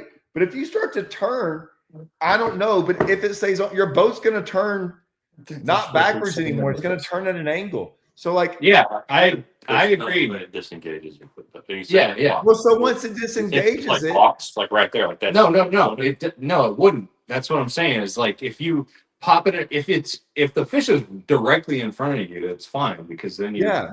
So you pop it in why reverse. do you need a button to do that? Exactly. I don't think that I would use that. I'm Power pole is thinking about guys doing who that with the split moon. it's different. I'm pretty sure they're going to do Like, it. and if that's all it is, there will easily then be some sort of mount that you can do that will separate it from the like, trolling motor shaft. I understand what people are saying. I get a fixed object, right? And you're dead on in front. But like if you've live scoped enough, I mean, I rarely ever get a fish that just sits still. So it's like, Right. Yeah. so they say, well, you can go backwards while following the fish. I understand we can go backwards, but if I'm following the fish, I have to turn the trolling motor 90% of the time because the fish is moving. And so it's going to turn your boat one way or the other. It still might be going backwards, but at an angle. Yeah, the last comment, I think. See, like I said, exactly. This is my point. Like I agree with this. So like, you still have to follow the fish with your foot pedal. right, which Right. is going to turn your boat if it's not perfectly straight.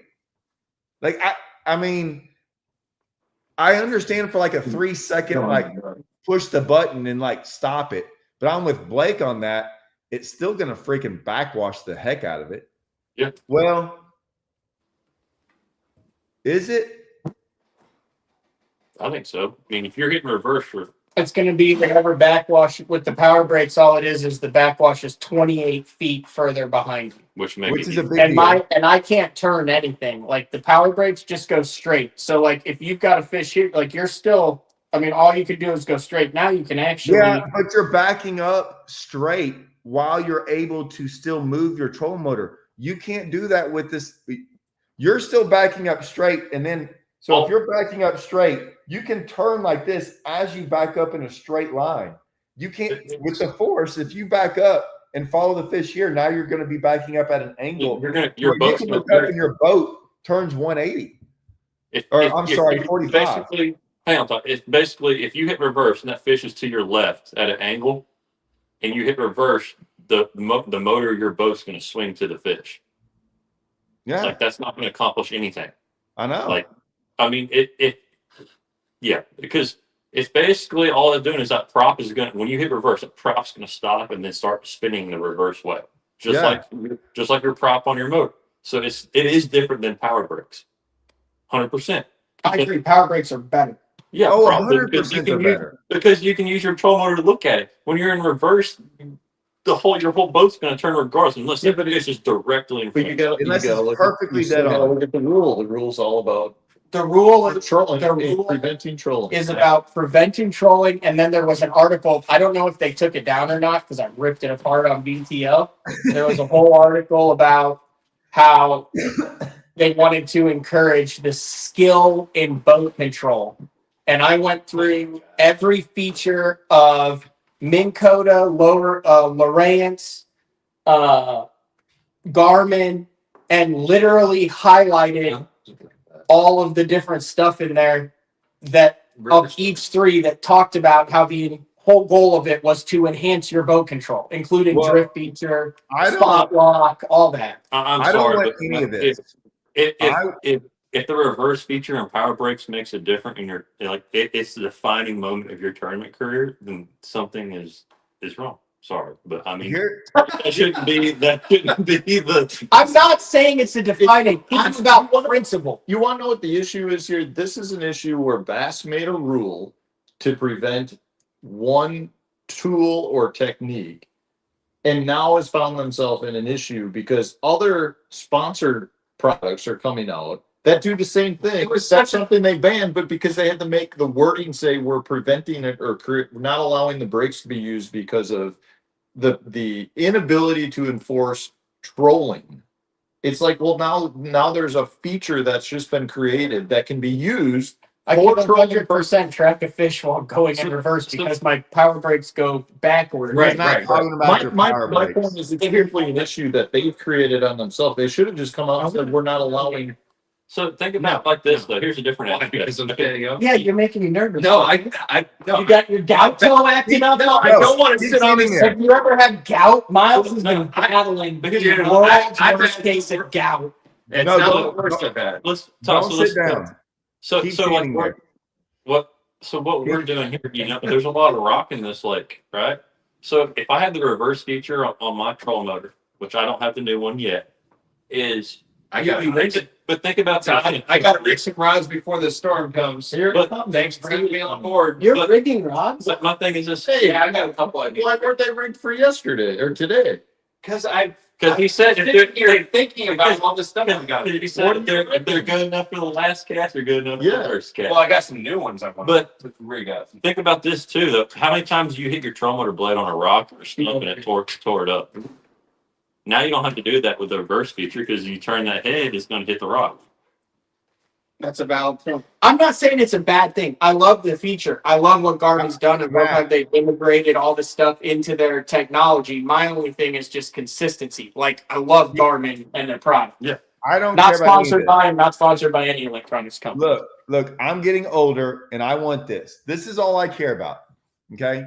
For the next year or two, I just want them to come out to where I don't really have to do, like, I want my feature of Garmin or any of these electronic companies. I want the feature of that it spots a fish at 100 feet. And then I push a button and my transducer and my trolling motor all stay on that fish at 100 feet. But it has like a red dot, like a off the trolling motor, kind of like a sight for like hunting, where a red dot shines out there on the water at 100 feet and it follows that fish to where all I got to do is throw my bait at that red dot on the water. That's what I want. Like, I don't really want to do all this like trying to figure out. This is a master troll by Todd right now. I want that. Todd's got the freaking, he's trolling right now. Yeah. No, I'm not allowed to troll. I'm not allowed to. But that's what I want. That way I can sit down. Dude, I want a sit-down seat with an umbrella. Cruise control, 100%. I just want cruise control. I can sit back here. Shoot, if I get really good, I can get. Why doesn't everyone use a motor guide tour right now? Why did everyone go to the spot lock and the new stuff? Everybody goes. Caddy. And I want a caddy. Solves the problem. Matt, I want a caddy that throws the bait for me when all this is going on, and I sit back here, and then he holds me to the rod when I got one on, and I reel him in. And he nets them, coves for me, and I just sit up there and do that. And I bet you I'll be that's when I'll be an elite bass fisherman going to the Classic. And I want all the interviews on Letterman and who else is on anymore? Bruce Conan Buffer, O'Brien. I'm not going on Jimmy Kimmel. Yeah. But I'll go on the other ones. Target Lock. Yeah. I get Matt's side and I get the other side, but I don't think that the Garmin thing is gonna be as I love my Garmin stuff, but I don't think it's gonna be like what you're thinking power bricks. I really don't. Here's where I'm at a disadvantage now. So I don't have the Garmin, but like if I'm fishing a drain, which I was yesterday, and I've got fish at the end of the drain and the wind is pushing me in the drain, if I'm a Garmin guy and I have that, I can just stop and I can stay right there and back out. Whereas I could do the exact same thing with my power brakes, but I can't because I can't have them on the boat. You need to find a different drain. I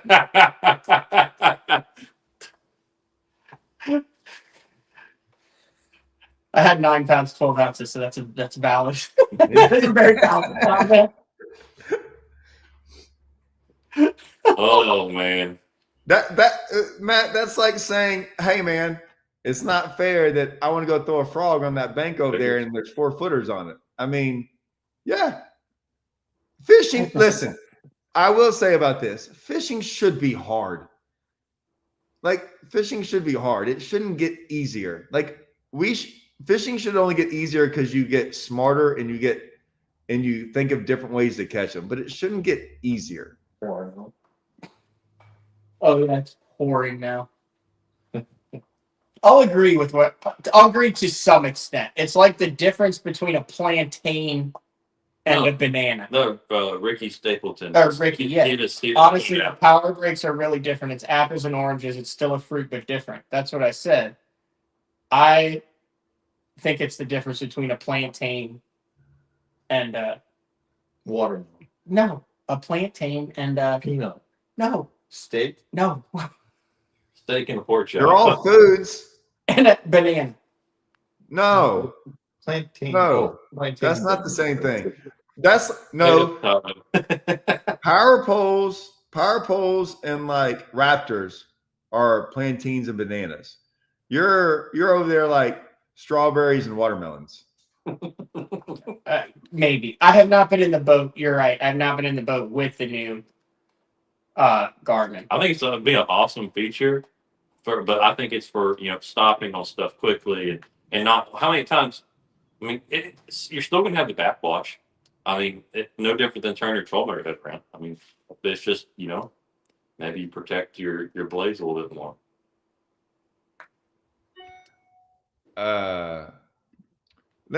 This is an interesting one because I can see both sides of this.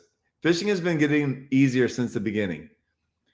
I'm going to say that. So I was talking to, I think Russell yesterday. I think there were a lot more fish back in the day. Oh yeah, Matt. This is what I wanted to say. When I was like 18 years old, and I was like, we were winning some tournaments around Livingston and fishing and stuff, and like when I got to 25, like I would say 25 is probably where you start to become kind of like, I'd say 25 to 30, 28, 35, somewhere around there is like really when you probably are at your best, right? Dude, when I was like 25. Well, thank God I'm just now getting into that. Yeah. So like take some of the opens turn. But Blake, think about this. Get 25. Here's the crazy part. Like as good as you are, Blake, right now, like 3 years from now, you're gonna look back at this time right now and go, how did I catch fish? Because you're gonna like know 1,000 times more 3 years from now. Yep. And you're gonna be like, dude, I didn't really even know what I was doing half the time. But you were winning tournaments. Like you won tournaments, Blake, right? I look back going, how was I winning at 18 with the knowledge I knew? But now I know like way more, and it's harder to win a tournament. Like sometimes I look back to like when Easton and I won the Texas Team Trial. I won my first BFL. Like, dude, it was so simple for me. I Now know. it's like so much more complex. Like I almost look at the opposite of that. It's like, That's gosh, what I'm I saying. look at it It's so simple. well, no, but so is that easier? Like it felt like fishing was way easier when I was younger. Like I could just go around, throw a Texas rig worm, and do stuff. Well, not me. I didn't throw a texture worm. Well, that was me walking around the bank on Livingston. But I mean, I could just throw an 8-cent worm from freaking Oshman's out of the worm bar, a little curly tail, and catch them. I couldn't catch a fish on that if you freaking paid me. I haven't heard about Oshman's in forever. Does Yeah, anyone they know had what 8-cent. Oshman's is They had besides me? 8-cent worm bars. I mean, gosh dang, Oshman's is old school. At least bought baseball bats from there. Like a Yeah. worm bar, like was at that tackle shop? Yeah, probably. I mean, I don't know. I don't look for worms at the bar. So. I'm just They saying. had a pretty good Hey, worm bar at they were going in my freaking old boat. sorry. Aspire. I don't know. That was a worm bar. Holy smoke, it's wrong. I don't know, man. What are the odds? I promise you though that every single troll motor brand will follow Garmin on that. Yeah, I'm not saying it's a bad thing. I'm just. It's integrity of the rule is what it is. That's the issue. So, do you put your power brakes back on your boat like as soon as you're done fishing open? Oh yeah. Yeah, I mean, I practiced without them just to get used to it. But yeah, I mean, I can pop them off in 4 minutes and then pop them back on.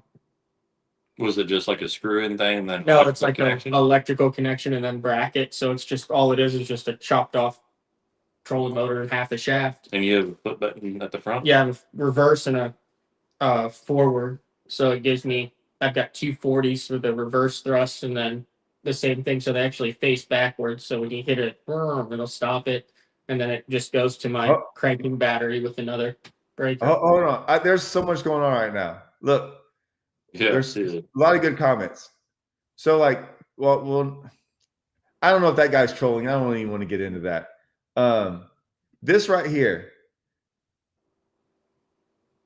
So I don't know how you and Easton caught those fish. If you went to go do that today, what would happen? We caught them. I'll tell you, we caught them all cranking and one flipping a bush. Could you do that right now? No. There you go.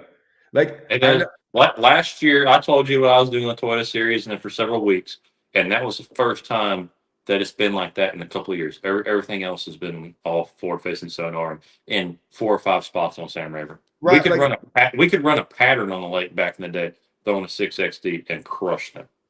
I know. So like, I know these guys sit there and go like, "Oh, we thought about it too much." Trust me, it ain't like we ain't out there trying to do what I did 10 years ago. Problem is when you go out there and do it for like 3 days in a row and never catch a fish, you're like, yeah, that don't work anymore. It's just changed. It's crazy. And it's changed like that everywhere. It's a weird thing to figure out how to pinpoint why that is. I mean, I think over the last 3 or 4 years, it's live scope, but even before then, it was like all them guys crushing, like explain the whole deal. Like when a spinnerbait came out, this is the part I never understood. Right. So explain this one to me, guys. I started throwing a swim jig on Rayburn before I think anyone else really was ever throwing a swim jig like over the grass. Like everyone rattle trap fished, right? And I go out there and catch 80 or 90 fish, 100 fish a day on a swim jig. No one knew about it to a degree. I mean, this is like years and years and years ago. And then all of a sudden, like it slowly got worse over the years, right? Yeah. But here's what I never was able to understand. That, okay, well, those fish all got used to a swim jig, right? Is what most people would say. Yeah. Okay. That's the logical thing to say is like, okay, those fish got used to a swim jig over 6 years. But here's the thing. A fish that got born after that 6th year, right? And now it's a year and a half old and it's a 2-pounder. How come those won't bite? Like I went from getting 100 to like, well, why can't I catch a 2-pounder that's never seen it or bitten a swim jig before? Like those fish never saw a swim jig. How come those won't eat a swim jig? Does that make sense? And it's like a spinnerbait. It's like a ton of baits on Rayburn. It doesn't make sense that a 14-incher won't bite it. So Does that have you make sense? Like, heard? it's crazy. Okay, so this is a little new agey, but this is the don't laugh. I'm not. This is the I think you're gonna go. Do you think that it's like this is the theory. So like how there's like passed down in generations genetically. So Yes. like it's something that's like the survival of the species to where even though like certain things know, like how do they know like, oh, if I eat that thing, it'll kill me. Like they haven't eaten it, but like or they'll get sick or it's poisonous or something like that to where it's actually like passed down. You can even go one step further and say that there's some connection to where like I don't know if you even go there, but even like unrelated species have some sort of connection to where like they'll build an immunity to something even though they haven't been exposed to it because another population has in a different area. So I heard this on Joe Rogan. It might be rats or something, that there's like a population of rats in the South. It might not be, I can't remember what it was. And something happened to them, right? And then there was like these rats in the West Coast that started acting the same way they did because of what was happening to them. But yet they were never even exposed to it. It was some weird thing that they're like with it. I don't know, but it does feel like they are getting passed down from generation things. And I always heard about that because I do believe about like survival of the fittest and things like that. I think that's why 10-pounders got really smart, that maybe they'd been caught and let go, and the ones that live were the smartest ones, and then those are the offspring. And so like we just create smarter and smarter. But you also have to also think, so like a place like Rayburn or Toledo where there's a lot of fish that go to the fish house, right? Like there's fish that, I mean, haven't they done studies that prove there's fish that are more likely to bite than other fish? Yes. That are like naturally done a lot of studies fish. on So that. what you're also doing, especially on like a high pressured lake like that, Dumb ones out. is you're taking the dumb ones out, and then you're all the genetics of the wary, cautious fish, so they get harder and harder to catch. I mean, I think I've always thought that because you can catch the guys that like go out there and catch a fish like 2 days in a row, or like caught it in practice and then caught it off the same fish off the same log in the tournament. And then they were studies. Now, of course, all these studies were done back in the day that they said a lot of things back then, but they were like, yeah, they said some fish will never bite a bait. I've seen studies like that. So this is my theory. So Christopher says, if bass evolved genetically, why does some baits seem to be immune? So this is obviously just a theory of mine, but like that's why I think the Cinco is so deadly. Why plastics specifically, things like that, like a minnow, I think is going to be one of those, is because they never give off the exact same vibration twice. So like a red-eye shad is always going to have the same vibration. But how did Kevin combat that? And how do you do it? Retrieve. Mix it up. That's a different vibration, a different pulse that they don't recognize. That's also you're playing off of instinct. Instinct there. So, but I think like the soft plastics, the most effective baits of all time. Like think Ned, think Cinco, think fluke, sluggo. For pressured fish, Matt, for pressured fish. What I always thought though was that's what he said. Some baits seem immune. Those are pressured fish. Immune baits are baits that they continue to eat that are when they're pressured. Right. So what I always thought was, and I think I was right too. Like say on Rayburn, because like everyone thought that when live scope came around, like the bank was going to get easier to catch fish on because everyone's out there. And I'm like, no, it actually got way harder. And what I figured out, and what I think is, all those fish that lived out there deep, you know, maybe there's a brush pile no one even knew about, and the fish sits there and lives out there forever, and it doesn't get messed with for like 7 months out of the year. And then the fall comes around, right? and it decides to make its way up there shallow and looks around. All of a sudden, you throw a topwater by it and it goes and crushes it because it hadn't seen a bait in 7 months, right? And you could flip that to the springtime as well. Now, those fish out there, wherever they're at, they're never, some of them are getting left alone, but most of them, especially on a smaller lake, like a real small lake, dude, they don't ever get left alone. So like this guy was talking about like these big ones, you know, like the ones at OH Ivy. OH Ivy is not a big lake. And those guys are like, well, they keep catching 10 pounders. Well, there's a lake I've been on and I've caught a 10 pounder every time I've been out there. Of course, they're on beds, right? I can see them.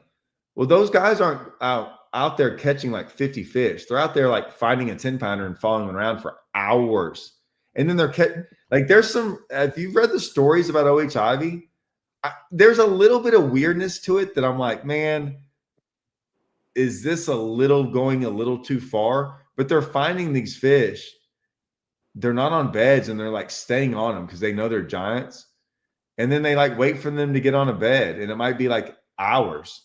And then they might go to sleep and wake up the next morning and sit on it for like 9 hours before they catch it. And I'm like, and if they're doing a lot on forward facing sonar, I don't like to bring up like the hunting part of it, but it would kind of be like, oh, there's a big deer out in the woods and you got a thermal on it and you just kind of keep a thermal on it for like 9 hours, like stalking it until, you know. Oh, that's why it was banned in the muskie world from muskie tournaments, because guys would just, they're so big you could idle and find them, and then you just stay on them until you finally get one to bite, because they're, I mean, kind of like a big largemouth, right? They're more of the predatory fish, and eventually you piss them off enough and they'll bite. But that's why muskie tournaments don't allow, because guys were following them all over the lake during the tournaments. That makes it sound easy. It's very specific. You can follow bass, but you're not following a 10 pounder for hours on scope. Oh, yeah, you are. Yeah, we've done it. On certain lakes, you couldn't do it. Did we follow a crappie around? Well, that's because they float and don't move. Okay, well, but I mean, You think sticking following a bass or a crappie? Try following a muskie around. I saw them on. St. Clair. It was insane. And they're not following them around on forward. They're following them around on perspective. Yeah. No, Matt. It's much. Yeah. No, I mean it's all valid. A bass in the spring, Matt. A bass in the springtime is a little bit different because it is trying to get on a bed. And so, like, we've seen a lot of, we've seen bass for hours sit, like, off of a bed. They're kind of hard to catch, you know, and you kind of would have to wait on them. And scope's kind of the same way. Like, they can't see them, but they know it's big, and they just kind of sit on it. I'm not saying right or wrong. I'm just saying, you know how, like, you don't know, what's that thing when they talk about it in the Congress or whatever? Then they talked about porn. They're like, I don't know what it is. Have you ever heard that? Filibuster, but I don't think that is. That guy said it. He goes, what is porn? He goes, I don't know what it is, but you know it when you see it. It's kind of like one of those things where it's like, I don't know, when I hear of a story of a guy following a fish around for 9 hours on scope and then catching it and going, yeah, I guess that's fishing. Kinda. Like that, it feels a little. No, I get it. Let me ask you this then. So the group of guys, the young group of guys that are going around, they're catching them in the Yodas and the Opens and all over. There's 10 or 15 of them right now.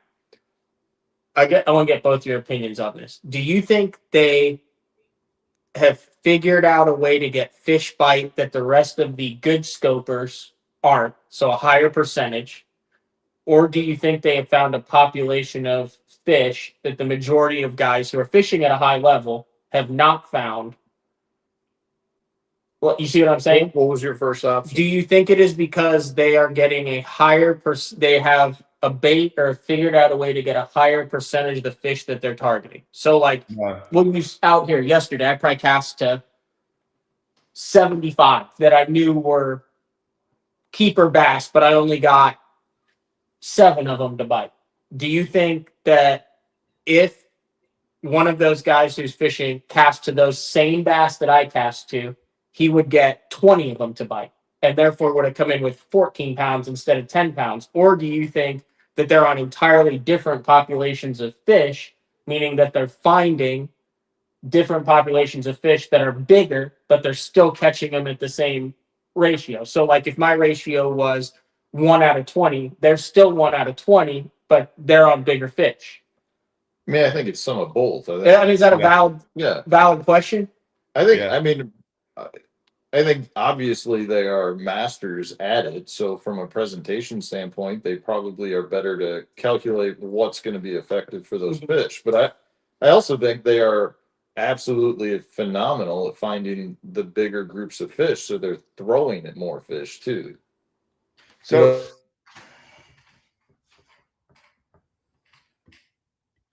I wonder if it got hot.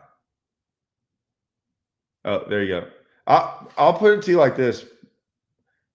So when we sight fish, we've over the years kind of done better than everyone else sight fishing. And I would say there's no doubt we find more fish than most people. And there's no doubt we probably can catch those fish. They'll figure it out. They can catch those fish. We can catch those fish better than those people. With that being said, I think the most important thing with any of that, because they'll probably figure out how to get back on, is when we go sight fishing, we do it from daylight to dark. And if we get to practice for 4 days, we practice for 4 days, daylight to dark. I don't think any of these guys that they're talking about fish any other way whatsoever. I think they 12 hours a day for the last 4 years, that's all they've done. I don't think any of them have ever thrown a frog. I don't think any of them ever cranked. I don't think any of them have ever done any of that other stuff. So that's why it's like they can say what they want to, but scoping is not fishing. It's not the same. I've freaking done really good scoping. There you go. I got to figure out a way to. Oh crap! There you go. I got to figure out a way to plug my phone in because I'm down to like 1% battery. I just think it's all of that, but I think that, like I was telling them when y'all went down, I think they're just all they're doing is doing that, and they've never done anything else. I'm not knocking on them. I hate when people get mad when I like tell the truth or like speak openly. Dude, they don't do. Not one of them is picking up a frog ever. No one like. Yeah, I mean, I can't say that because I haven't fished. I mean, I know there's a lot of the fish. I got to figure out how to do it. If we go away this time, phone's dead. So I just don't think any of them are doing anything else but that 12 hours a day, every day for the last 4 years. I saw a couple of kids who were pulling rods out at this tournament to start yesterday, and they. Do you have a external? Plug it into the computer. Can you plug it into? I can. It's a C. Oh, I don't have a. Oh. Does it work? I don't know if Todd gets this right. He's a technology. Yeah, that's wild. I didn't know we could do that. Look at that. Uh-oh. Did we sign out? no. God, I'm so. Like I will agree. Like these comments, like it's just another tool is so funny. It's not another tool. It's the only tool. It's the only technique. It isn't just another tool. It's just a very effective tool, which in bass fishing, like I said, it's the only one. Yeah. It's winning everything. So it is not winning everything. Well, there's explain to me though. Like, so yesterday I went by.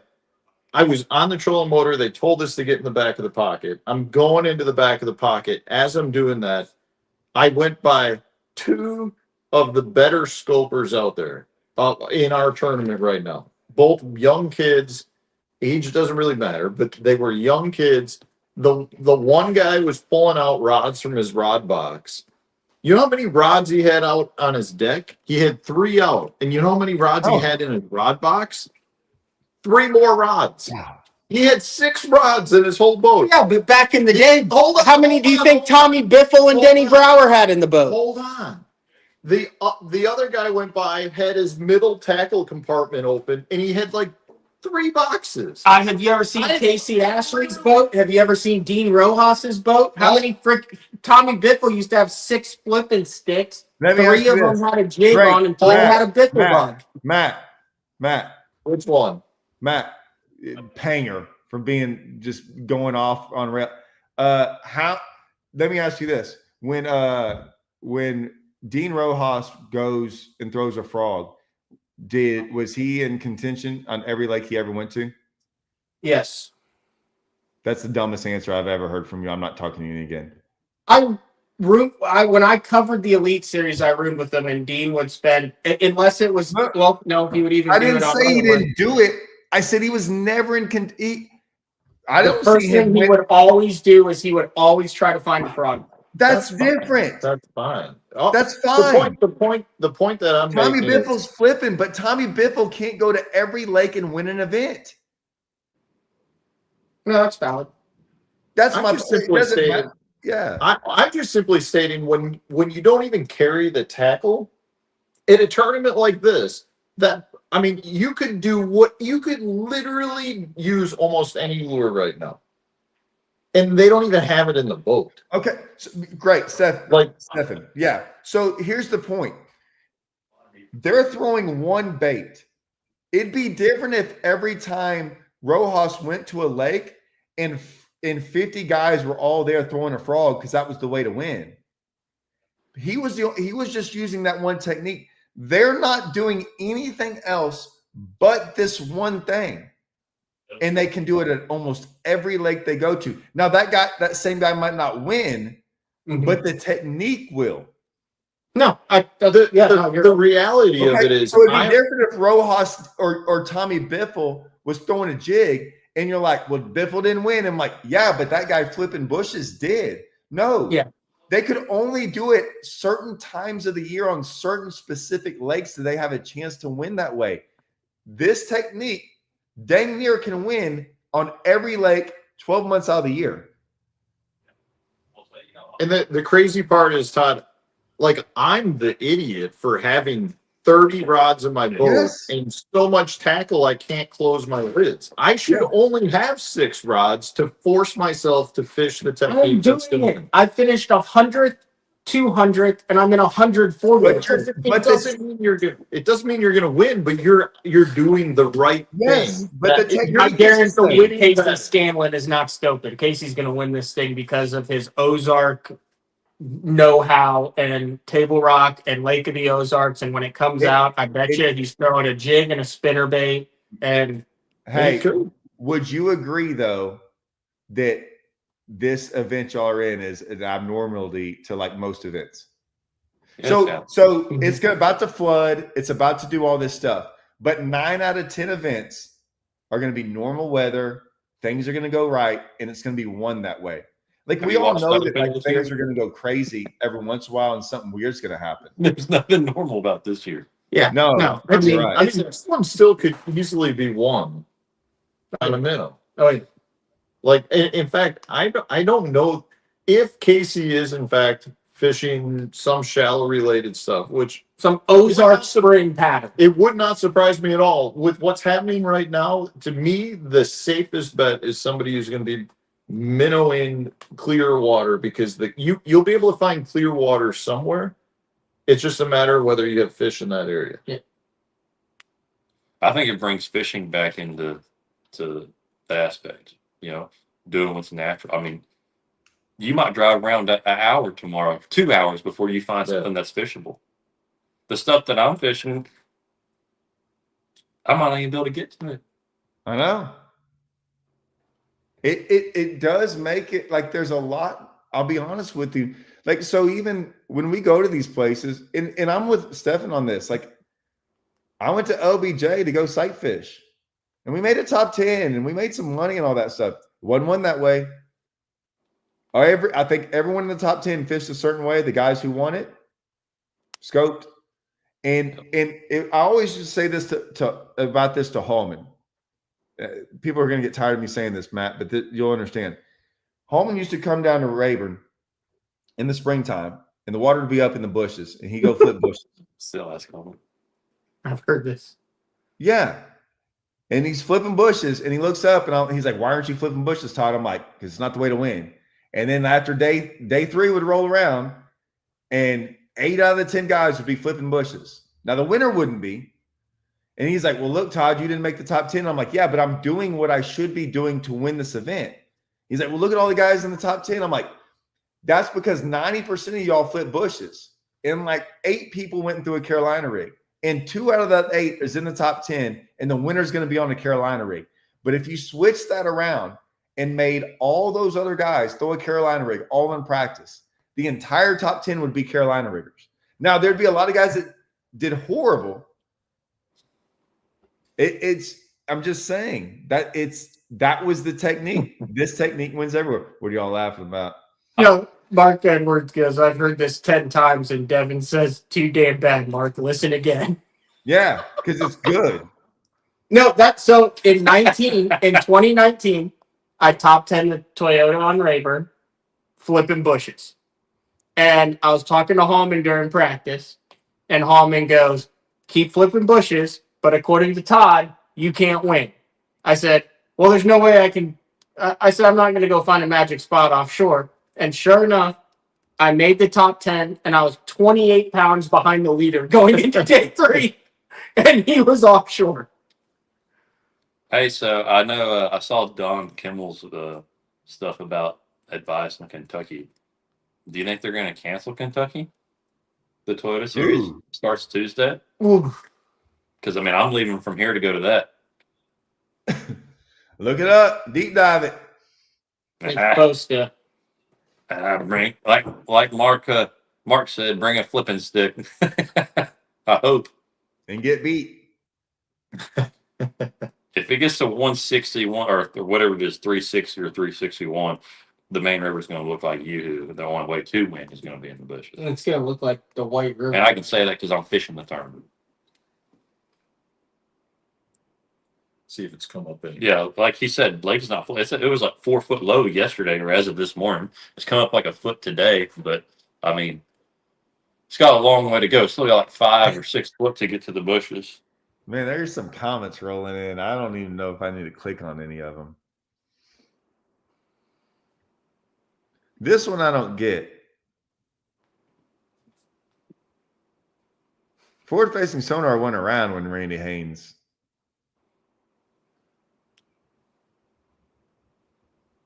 Forward-facing sonar went around when that happened. I know why Randy Haynes put it on the trailer. Because he had work to do. He did have work to do, but I know why he did it. Because never mind. I agree. Dude, that was back in the day. We have watched so many. Yeah, I'd like to know that. Yeah. Was he in the wrong or what? Dude, Randy Haynes? Yeah. I'm just telling you, like, I've never talked to Randy Haynes about this. I don't know, but I mean, I'll bet $1 million that I could tell you why he did. And I agree. I'm with Randy Haynes on this. I'm with him. I can tell you, Blake, there's a guy on Rayburn that did the exact same thing Randy Haynes did. And you ain't heard of him in a year and a half. You put it on the trailer? Yeah, I know who he is. And hadn't fished since. I know who it is. Yeah. And a little bit of it has to do with forward-facing sonar, but it has to do with everything else. Respect level and everything. And when you go out there and spend your whole life finding everything on your own, working your butt off, and a guy can drive by you and get all the work you've done for years just by a simple click of a button.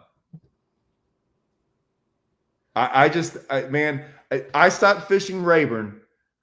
Remember a couple years ago when Blake, I wouldn't fish any more BFLs or any of that stuff. I'm like, man, I'm just going to go everywhere else because I got so mad at Rayburn. Because I was like, man, all the work you do at Rayburn can be taken away in an instant. And you do that for a couple years, you don't want to fish anymore. Yep. And the guy you're talking about, was old school, like bad to the bone, know how to catch them. Like, and guys were going around stealing all of his spots and doing all that stuff, and eventually you get tired of it. And I think Randy Haynes watched his stuff get taken year after year after year, and I think he had enough. I mean, the guy we're talking about is 2-time classic qualifier. I know. I mean, you're talking about big people.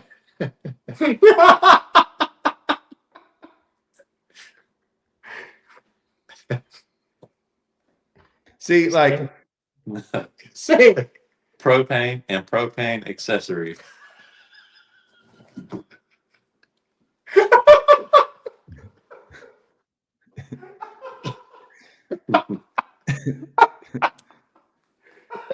I have no idea what the hell that means, but thank you. You sound, I didn't know what he was getting at. As soon as you said it, I was like, you sound just like the kiddo. Here's what I'll say about that. I don't believe there are 100% secret spots, and they aren't secret, and it has nothing to do with side scan. Zero. Side scan is the excuse for people. Because they would have never looked there. I can promise you one thing. I rarely find fish from side scan, never hardly did. And you don't see a lot of people side scan out there on Rayburn. What do, Blake? Are they side scanning? Or are they running at you and they line you up and then they do a circle around? They are rarely side scanning. They like to do the other thing. Don't you agree? Yep. It ain't side. That side scan is the excuse.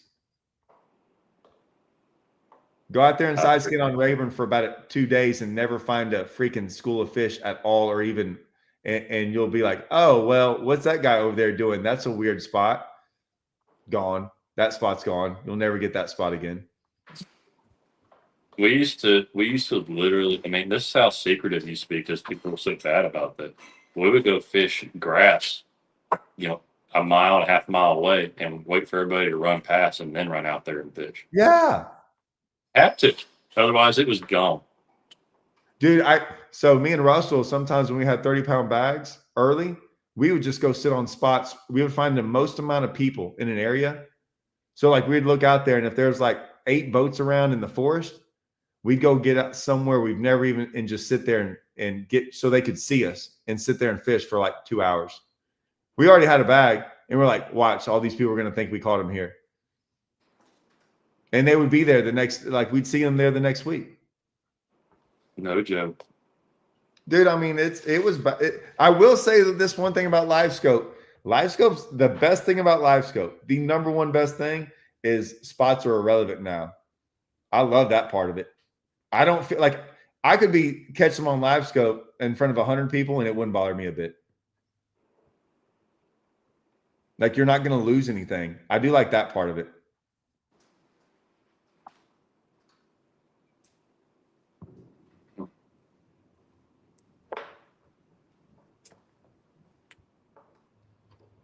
Storm here. I think we lost it. It's good. I'm good here. What time is it? 2? Let's see. I wonder if they've caught 200 fish yet.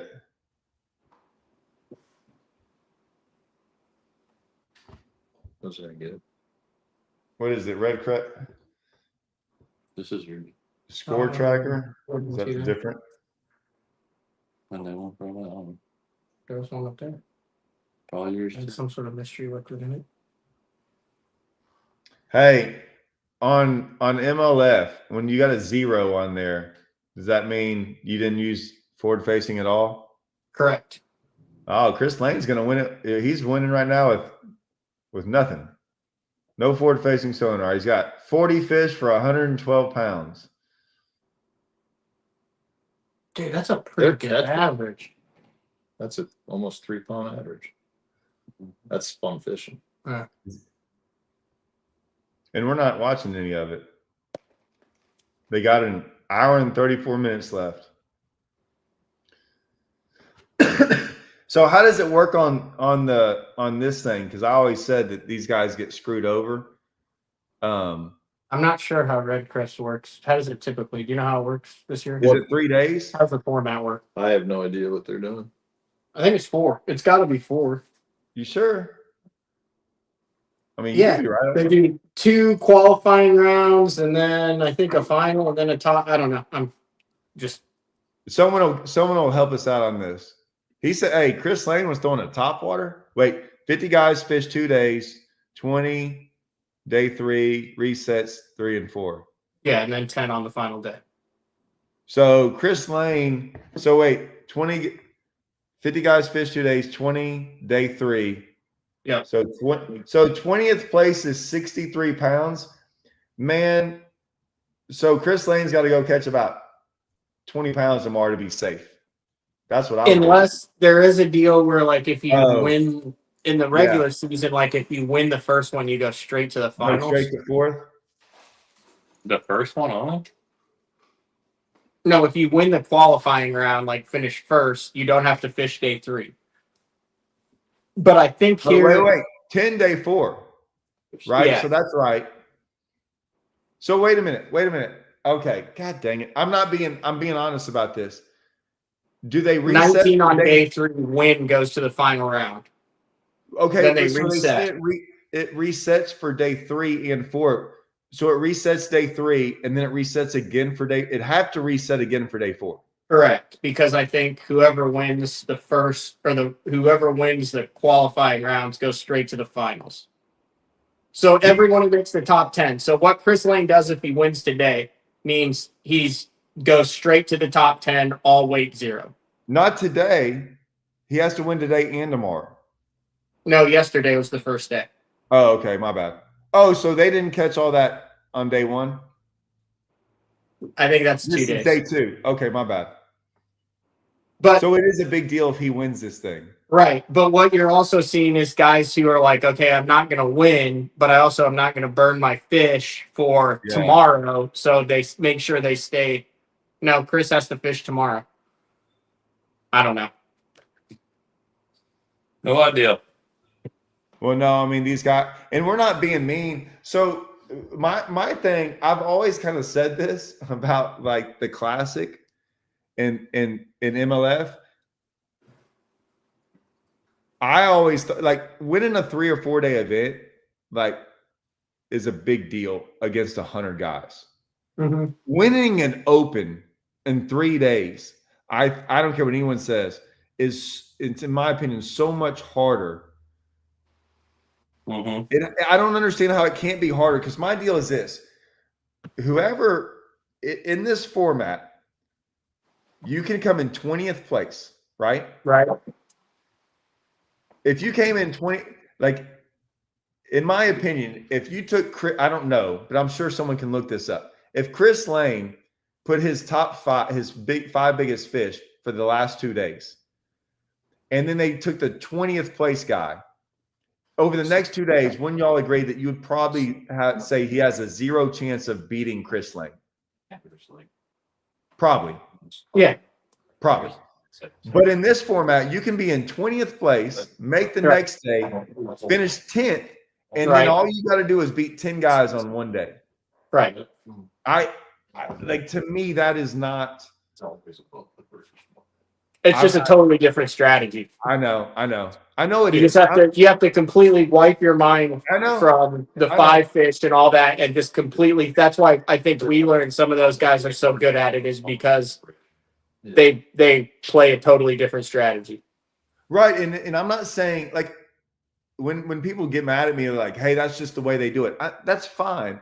I'm just saying, man, I just think it's harder to go, like, I think it's a harder way to win from, like, just adding up your weight over 4 days. I think it shows you being a more consistent. It shows to me you dominated the event for 4 days, whereas the other, you were okay and then you dominated 1 day. That's just my opinion. You can not like it or say that's not the way they do it. That's fine. I'm just saying that's the way I feel. Hey, do you think NPFL? You think they're going to kill it? Are you asking? Yeah. It wait to be seen. I mean, they have to get their live stream dialed in.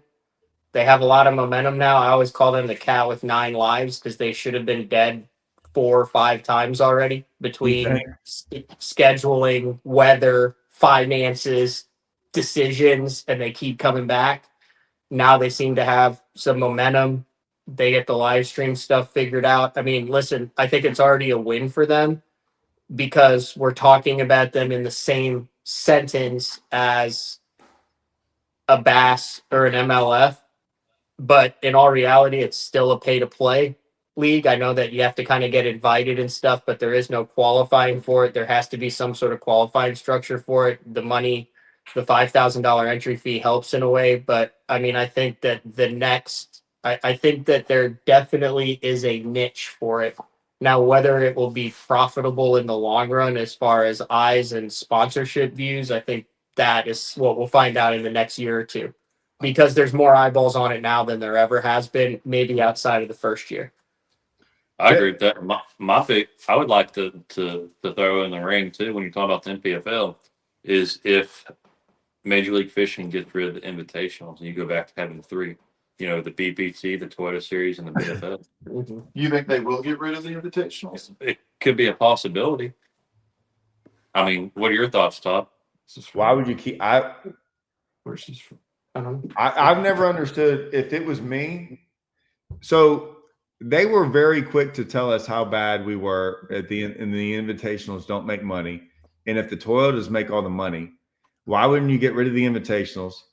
All those invitational guys will then fish more Toyotas, make the Toyotas a bigger deal because they're already freaking awesome and everyone loves them. And then and that's the qualifying. There's 5 or 6 divisions or however many is. And go, hey, if you're Angler of the Year, you qualify. Yep. I mean, the Toyota's a deal, man. I mean, the Opens are awesome, and you know, Hank and Mark were the best 2 tournament directors I know on this level, and you know, they're both set up for success, and I mean, the Toyotas, they what people don't realize, there's 3 big bass tournaments in fishing. There's Bassmaster Classic, there's Redcrest, and there's the Toyota Series Championship. You could disagree with that. How? What? How? 3? Hold on. What 3? You have Redcrest, Classic, Toyota Series Champion, Toyota Series Championship, USA. Yeah, the US Open. US. But you got the your 3rd best paying. okay. Well, what's the US Open pay first? $100,000 in a boat. 130 or something. All right, wrong. Because the Toyota Series the Toyota Series Championship pays $200,000 without any of your contingencies. It does. 200,000. Top 3 right there. Hey, Are we talking just straight money? So or are we hey, talking well, hold on, Blake. And top 10. When you make a top 10, it's a guaranteed 10,000. Yep. And if you're the highest finisher in your division, you get another 10 grand. Dude, the Toyota Series Are we Championship talking is money or prestige? no. Look, dude, Or I couldn't tell you won the Dude, Open screw last year. prestige. No, I Prestige is for freaking losers. Did you say It's who about won the money. Toyota? Series? Hayden Marvin. I mean, I know who Hayden is. Hey, I remember winning it, but That's what I thought. Hanger, if you keep fishing for prestige, you're going to go broke. Fish for money, not prestige. US Come on, Open. guys. Clay's right. Prestige is a classic. I don't know about the U.S. Open. Nobody pays attention to that. a lot of but- everyone in the industry pays attention to the US. Also, yeah. Who What I won will it say last about year? Who won it? Yeah, Yeah, everyone pays attention. You're right. Everyone pays attention. it wasn't Salvucci. I think Salvucci won it 2 years ago.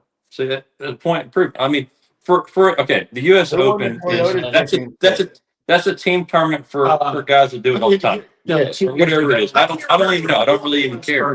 But Who won The the three. Toyota championship? Hayden Marble, That's because Who you won it the fished. year before that? Chad Mrazek. Yeah, who won it the year before that? Where I was know it at? all these. Who? That's because that's what you guys fish. Yeah. Kyle Hall. That's what you pay attention to and That's fish. what most people fish. There's very few people on the West Coast. Salvucci, listen, Salvucci in the West Coast, freaking. Here's my he don't point. count.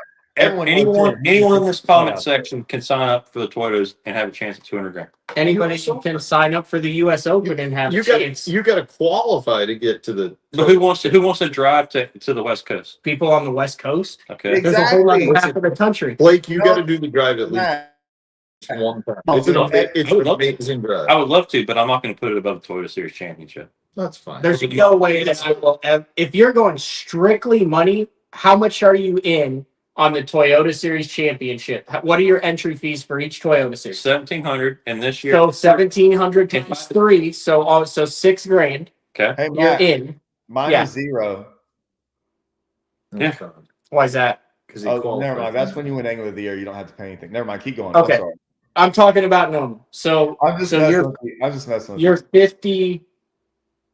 5,600 in to make the no entry fee Toyota Series Championship. Okay.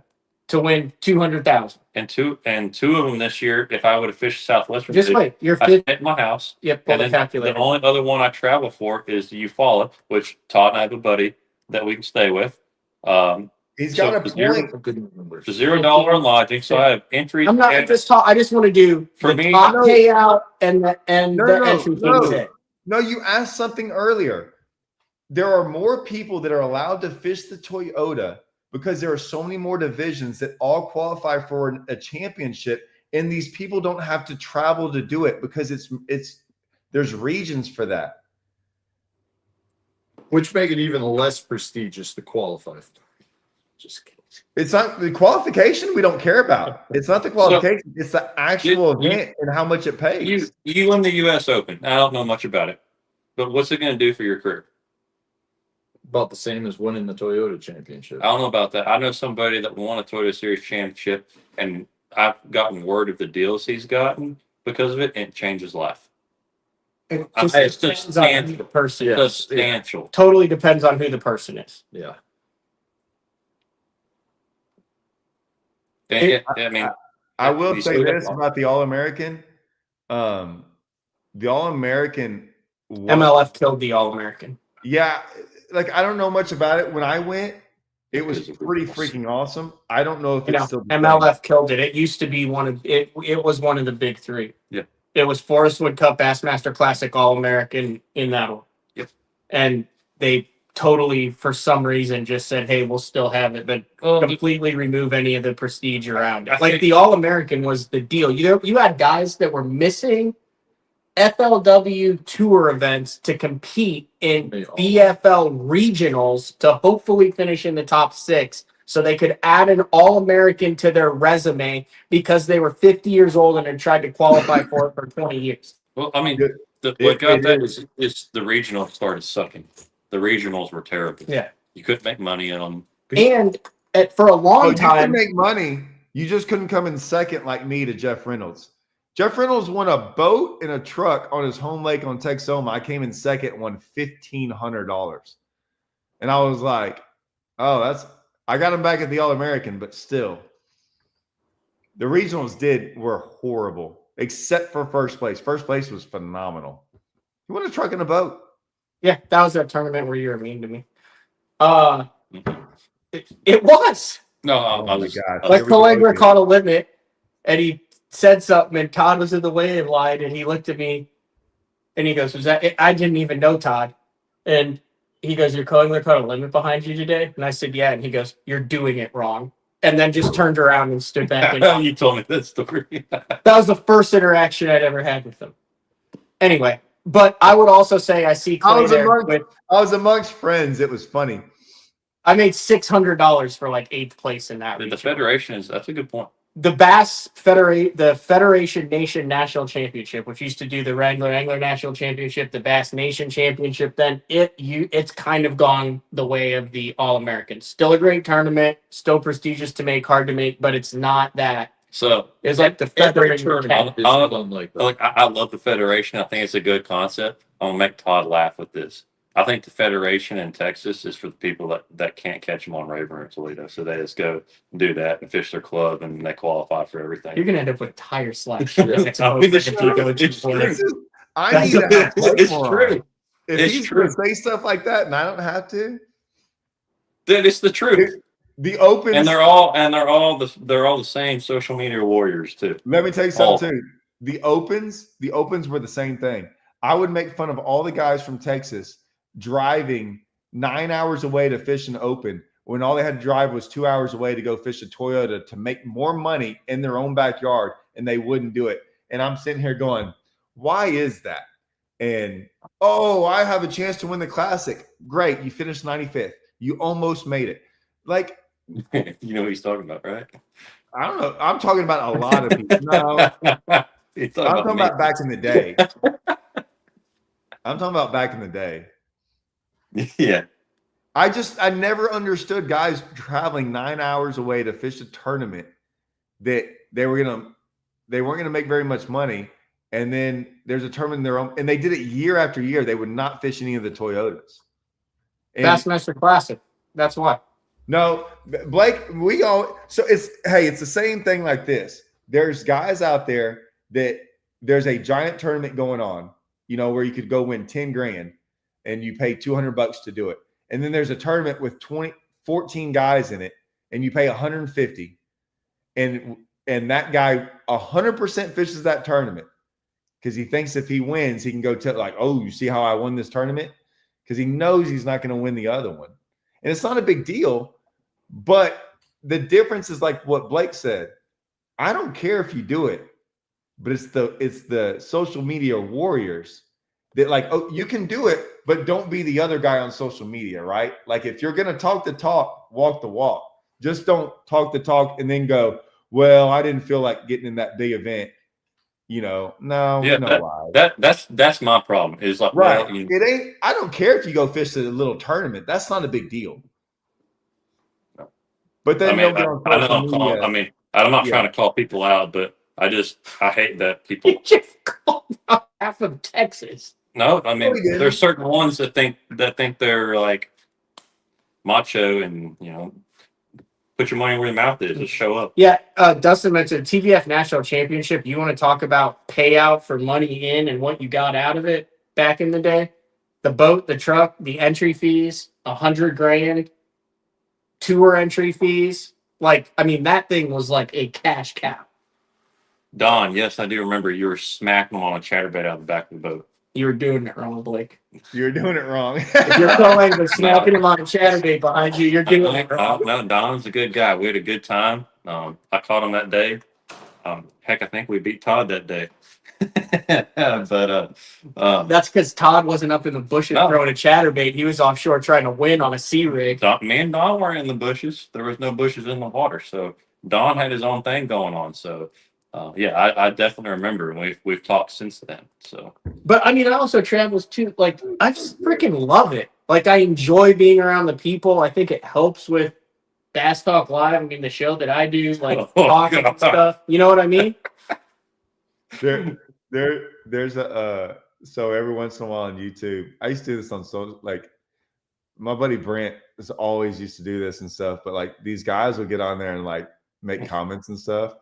And the best thing you can ever do is like when they kind of like they'll go find like where you did bad in a tournament like 9 years ago. I see you didn't catch him at this tournament, and I always come back like I'm like, yeah, well, I finished third in 1988 with my daddy in a club event, and the so and so club event on Toledo Bend. You ever done anything like that? Like I love hitting them with some like stupid, like obnoxious thing like that. I love doing that to those people because we're like, golly, really? Are we really going there? That's why I love this. I hope they bury me with my 4th place club trophy. That's such a great. I love that.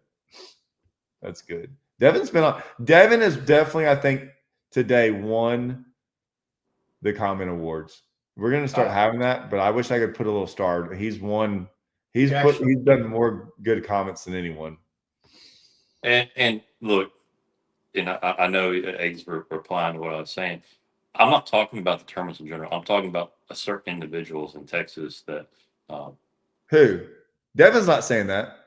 Okay, No. Devin's talking about others. No, Devin's on this other thing that's going on that I almost put on there, but he's talking about something else. But I'm just clarifying. I had nothing wrong with those tournaments. There's just a few people that, yeah, you know what I mean. Yeah, he wasn't. Devin wasn't talking about that.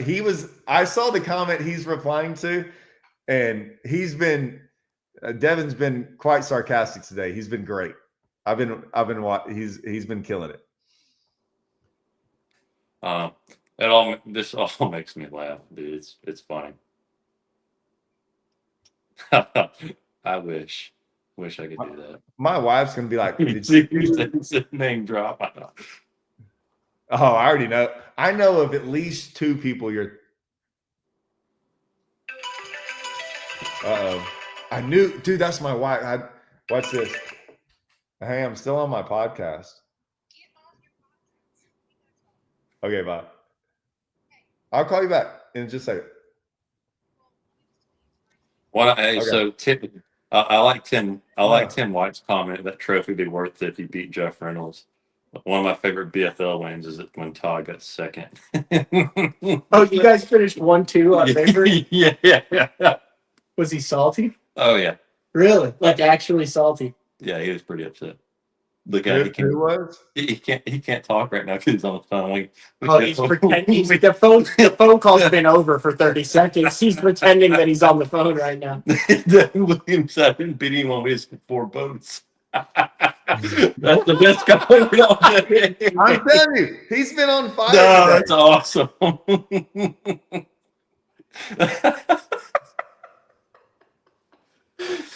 That's awesome. I love it.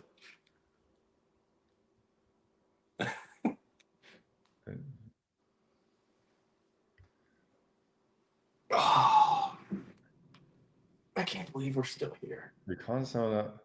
So I don't even. Maybe I don't know who y'all are talking about. No, I don't know any. My wife was like, I was kind of joking when I was like, my wife's gonna be like, "What'd you do today?" I was like, "Oh, I did a podcast for 2.5 hours," and that was her call. And she's like, "That's why I said on the pod." She's like, "Are you seriously still on it?" I'm like, "Yep." Hey Todd, you remember when we fished that tournament and someone called me for information right after that? Yeah. Yeah, I just called him out. You just called him back. No, called him out. People want me to call him out. You know who I'm talking about, or one of the ones I'm talking about. Oh, maybe I don't. What tournament we fished together last year? Me and you? Yeah. Oh, someone just called you No, they called me that day when the results were posted. about what? Fish fin out of your finger. About what was going on there, that upcoming tournament. I got to work on that. I got to get that tournament out. Yeah. I'll get it out. It doesn't matter when it comes out. It's going to be good.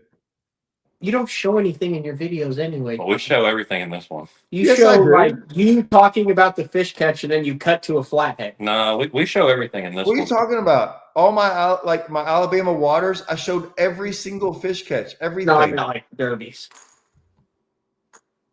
I showed everything on that. Derbies. That Alabama waters was the Toyota Championship. Matt. How do you get a fish? No, I want you to. It was the Toyota Championship on Gunnersville. I showed every fish catch from practice to the end of the event. Every single one. That's true. And I also need to show up all your juice. On my private channel, I've done some, and then I've done like certain ones I'll do. Just depends. But it also like, oh, I showed every single one of them on Rayburn in January. Showed every single fish catch. Am I right, Blake? Yes, sir. See? It was like I think it was like a 6-part series. I showed every single one. Good luck trying to catch them there after that. No, I'm saying like if you watched it and tried to. I was gonna say we caught him there, but not doing the same thing. But we went about 17,000, just about. Some fish came from there. I understand. And that bass. Have you won $1 million? Like no joke. Have you won $1 million in Texas, Todd? 100%. Yeah. 100%. That's pretty strong. I'll be a quarter. Yeah. If not more. Oh yeah, that's only 10,000 wins. So I think I've got like I don't know the exact number, but I've got over 50 wins. It's been a while since I've won. It feels like it's been like 2 years. I've made a lot of seconds since then. Blake was a part of one of them. Yeah, we were talking about that while you were on the phone. 40 of those are in Devin's club. I've come in a lot of seconds lately. Like we came in second in a Bass Champs earlier. Me and Blake had one. Me and Russell had a second at Ray Roberts. Second in Darnell in the Toyota. We got seconds at dude. I'm glad we got second. I got second to Blake in a BFL. That was a couple years ago, but still. That's what we were talking about. Yeah, it was a good time. Wouldn't have had it any other way. What? You ever gonna fish the NPFL, Todd? Do what? You ever gonna fish the NPFL? I got more interested. Me and Blake had a conversation about it, and I had a conversation with Andrew about it. At the current state of where I'm at right now, no. But man, I will say things could change. Like if fishing went in a bad way somewhere like regionally or team wise, I would go that route. But for right now, I mean, like here's the hard part. So we just went, I say this because I just don't understand why people do certain things. And like, I understand if you live in Iowa, right? But what Blake said earlier about some of the guys from Texas, like Texas, Alabama, you have Florida, you have opportunities that are different than most people. And so I'm just taking advantage of those opportunities. So when we go down to LBJ, like, so Blake would be at LBJ last week if he wasn't going to Norfolk, right? 100%. And we went down to LBJ, stayed at Lee, a buddy of ours, Lee's house with Charles White and a lot of those JJ and those guys. We got there Thursday night, practiced Friday, fish tournament Saturday, drove home. So that's what I was out. Like I was out 4-hour drive. We didn't pay for any rooming. Got to practice one day, fish with Russell. We finished 10th place. You're like, oh, y'all didn't, okay. Won $1,000, but then won the Skeeter money, which was 10 grand. So we left there with $11,000. So while y'all are sitting there at y'all's house waiting on the Bassmaster Open, and y'all been there a week, and 11,000 divided by 2, because my entry fee was only $400, right? So we won, basically $5,000 a piece for 2 days of work. Had a blast, by the way, because I'm fishing with one of my best friends. Got to hang out with really cool people, and I'm back at my house all this week while y'all are still waiting on the Open. And how much money? So look it up. Y'all's entry fee is $2,000. Oh, it's four grand. We're in $4 No. grand. What's y'all's entry fee for one of these? $2,000. 2,000. So y'all got to make $7,000 minimum just on that part of it. I was only out 2 days of gas. Top 10. Yeah, I was only out 2 days of We travel. lose you, there's another storm rolling in. Right, and y'all are out 8 or 9 days. Y'all are out how many days? 7, 8 days from travel and everything else. You're gonna have to make $9,000 to make what we did. Yeah, we just talked about this, especially staying at home, fishing tournaments we fish, especially with the boats we run with skeeters. I mean, it makes it hard, man. And it just is what it is. Like, and I'm smart about, like, I'm not going to fish a BFL. I don't think there's a lot of money. I think there's a BFL going on in Rayburn tomorrow. I'm not going to fish it. We were going to go fish on Cedar Creek where you could win 10 grand. And then if we won, I think out of Russell's boat, I think he'd probably get another 10 grand for Vex. There was a $20,000 chance. Instead of, you know what I'm saying? And look at we that. just look at it differently. And look at that comment. What? This one? There was some Texas BS already. Look at Travis McGuire put.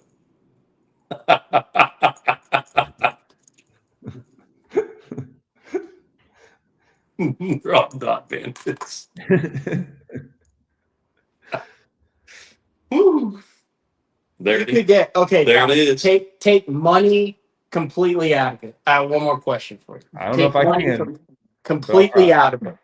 You could win one more tournament, dominating fashion, in your entire life.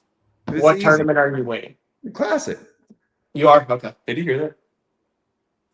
Is that sirens? Yeah, tornado sirens. That might be 1 second.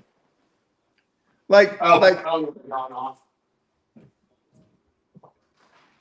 oh, my bad, Peter. Peter's right. I'm sorry, I didn't mean to say 10,000. TTO is awesome. $20,000, and I'm pretty sure Russell's Vexus qualifies if we win. That's 10 grand. That's a $30,000 to win off a $300 entry fee. I'm gonna stay with my freaking high school buddy, my college roommate. He lives a mile from the lake. And we only have to practice one day and get to fish. Now, maybe we don't win, whatever. But I mean, you do that over enough weekends. And if you're a halfway decent fisherman. What about Texas? You can win one more championship in Texas. Like, what's the most prestigious Texas? Toyota. Honestly, I've gotten second in Toyota. I haven't won one yet, but I've won a team trail and a bass champs. I think bass champs, I mean, Todd, if you disagree with me, I think bass champs is more prestigious than team trail maybe. And then I think Toyota. I consider prestige freaking winning money. So I'm not, I can't say anything, Matt. Take money out of it. I just want like. Yeah, no, I think Toyota is the top tournament in Texas, 100%. Toyota, bass champs. Team trail, TTL. Well, prestige is money, though, Matt. Like a lot of the prestige Not is really. because of the money they're giving away. Well, yeah, but I mean, I just meant like field size, teams, team, individual, all that combined to where. Well, because the Toyota is a 3-day event. Yeah. And I think it shows who's the better fisherman. But also, before this year, I think it would have gone with what we had. I think it would have gone Toyota, Brandon Bell, and then Bass Champs, and then Texas. Oh, that yeah. sucks that went away for you guys. Yeah, dude. Like, that was badass. And I had him, he seemed all in. Like, hopefully he'll come back. He's not coming back. No. He's not coming back. And I don't blame him. Nope. I totally understand. He got screwed. He got screwed by the horrible bass fishing industry of what it is sometimes and the people who are involved in it. That's why I'm glad I do 2 other things outside of fishing.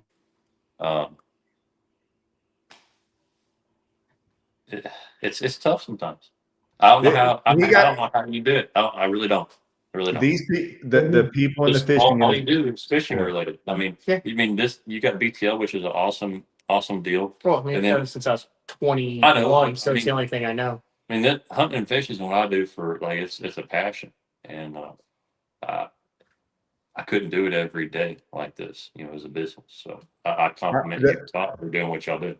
The Brandon Belt thing is exactly what's wrong with fishing tournaments. Is he showed up and the vultures came out, and too many people tried to get in his ear. I tried to help him and be like, look, man. And I wanted absolutely nothing. I was like, here's what's going to happen. There's going to be people that come to you and they're going to look at you because you've got money and they're going to come. And it's going to be 100% based on what they want out of the deal. They'll make a good presentation. They'll feed you all this stuff, but they are 100% looking out for them. And dude, it happens so much, and I don't blame him for leaving one bit. Todd, can we do this? The Aaron House comment. We can bring in a couple other people and pick it. I think we should do this. You'd be perfect for this. Okay. What does it say? We'll do 50. Not 100 though. Can we do something though? What's that? I'm only going to play this game on one condition. Okay. We take out forward-facing sonar. We do 2 drafts. We do a forward-facing draft and we do a non-forward-facing draft. Then That's fine. and we do 50 in each, and there can be crossover. Like not right now. I just meant in the future. That would be a cool little What series. does no one mean? What does no one? No, he wants no. He means no. He wants one list, not 2 different broken down. I'm not putting a guy on there. I'm not putting a guy on there that can't catch a fish without forward-facing sonar. I'm not putting him on there. Well, we can have that discussion. Well, I'm not. Well, if Aaron wants one list, I'm not putting a guy on. If I haven't seen you make a top 10 without freaking live scope, I'm not putting you on the list that you can fish. I'm not. You've been without live scope, haven't you? All my top 10s are without live scope. I haven't top 10 a single event since I started using live scope. I don't get. I'm just telling you if you can. When you get fired about power breaks on the gun.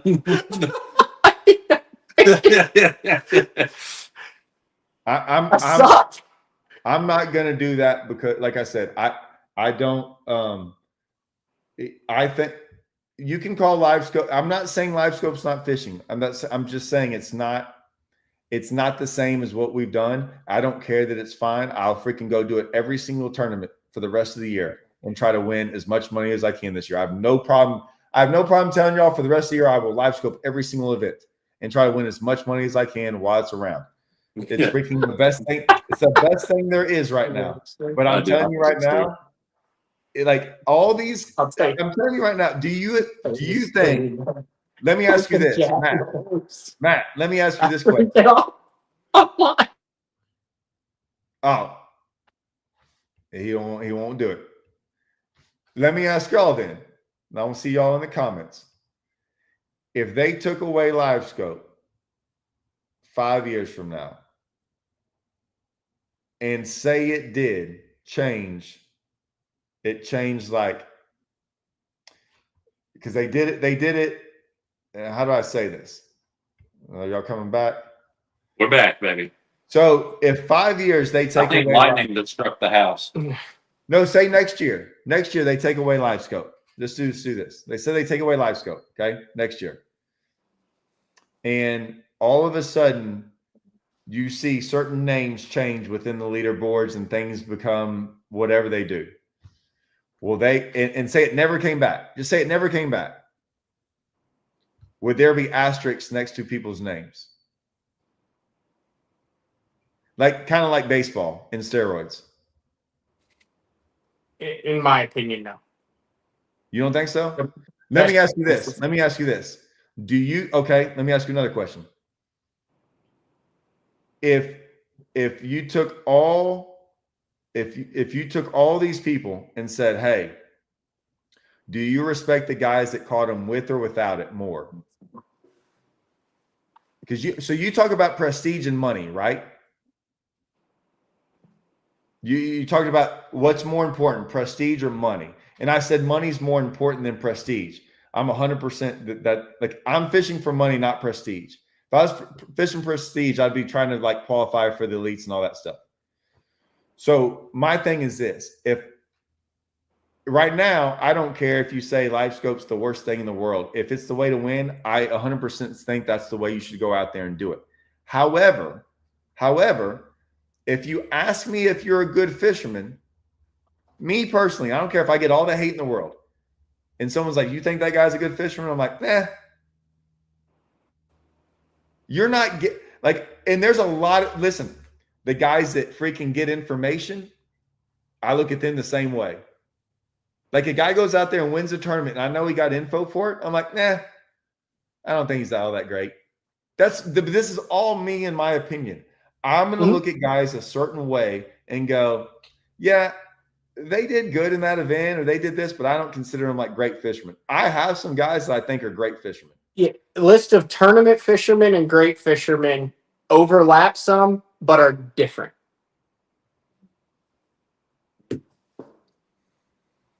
Agreed?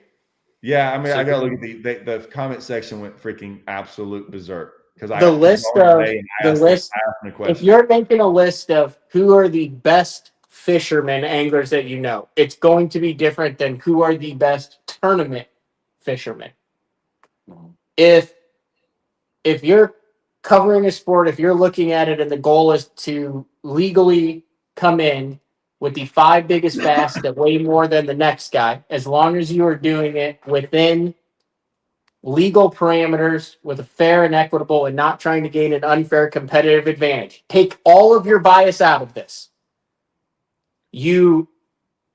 And how they catch them, it doesn't matter. As long as it's legal, as long as it was above board So I have to pick guys in the tournament world, that now. win, there's no asterisk next to it. Because we're playing a now. game where our goal is to come in with the 5 biggest, not to come in with the 5 biggest in what some people deem isn't, or some people. I'm just saying. I'm not saying I disagree with you, but I'm saying. Okay, let me. I want to get this right. Because it's all about parameters. Aaron asked. Now I got to go back to what Aaron asked. He asked. God dang it, Aaron. Sorry. I want to see in a matter, if there was one league to rule them, who are the 100 anglers that make it? That's a different, okay, that's not what I was going after. I was going to go after who I think the best 100 anglers are. Okay, Dave. I like that idea because now that throws a lot of wrench into that. Because the 100 anglers that make it are not going to be the same 100 anglers that I think are good fishermen. Right, but that's not what he's asking. I know. Well, then I don't really want to do that draft because I'm going to have to pick guys that I don't think are great fishermen. And I'll be honest with you, and I'll say it live. I don't care. I'm not going to give them clout by picking them because I don't think they're great fishermen. But that wasn't the question. It's the top 100 tournament anglers. I don't have to answer the question. I can answer the question however I want to. I'm not going to do that draft because I'm not picking guys that I don't think are that good at fishing. I think they're great at scoping, and I think that's all they're good at. And I would pick them this year over guys that I think are phenomenal fishermen. Hackney is going to be in my top 5, and I love Hackney. And Hackney might not talk to me. I talked to him 3 days ago. He might not ever call me again after this comment, but I would not pick him. And there's not, and dude, and Hackney would dust. If you took that away, Hackney would dust everyone in the field that I would pick over him. He would dust them. And he would probably say the same thing.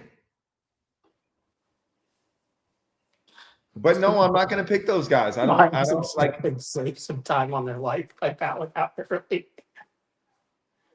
We're a rain delay. Todd, did Sierra text you? No, I don't know. We gotta get the pizzas in the oven and batten down the hatches for the nader. What? Why wouldn't you say that out loud? Oh, can I say it? What? Batten down the natives? Can I not say what you text me? For the tornadoes. Huh? Can I not say what you text me? You can. But I mean, it's true. Yeah, it's true. It's 100% true. You guys have a lot of weird East Texas stuff going on right now. No, this has nothing to do with East Texas. Listen, they're dropping. I bet you, if I had to guess, they're dropping left and right now. Hey, let me tell you something. There were guys that qualified. There were guys that I want to speak very slowly. There are guys that qualified for the BPT, fished all year long to make the BPT. There was no other reason to fish it. Qualified, found out the rules were going to change against forward-facing sonar, and did not accept the invitation. I shouldn't have to speak anything else on that matter. That's fine if you want to do that. I have zero problem with you doing that. But that's the truth. There are guys on Kentucky Lake that are going to go fish Kentucky in some of these places with the water rising, and they will get out of tournaments.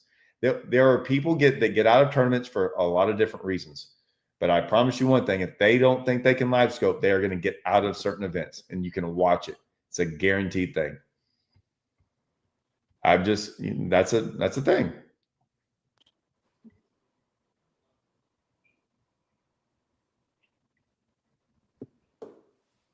It's going to happen, especially when they're able to.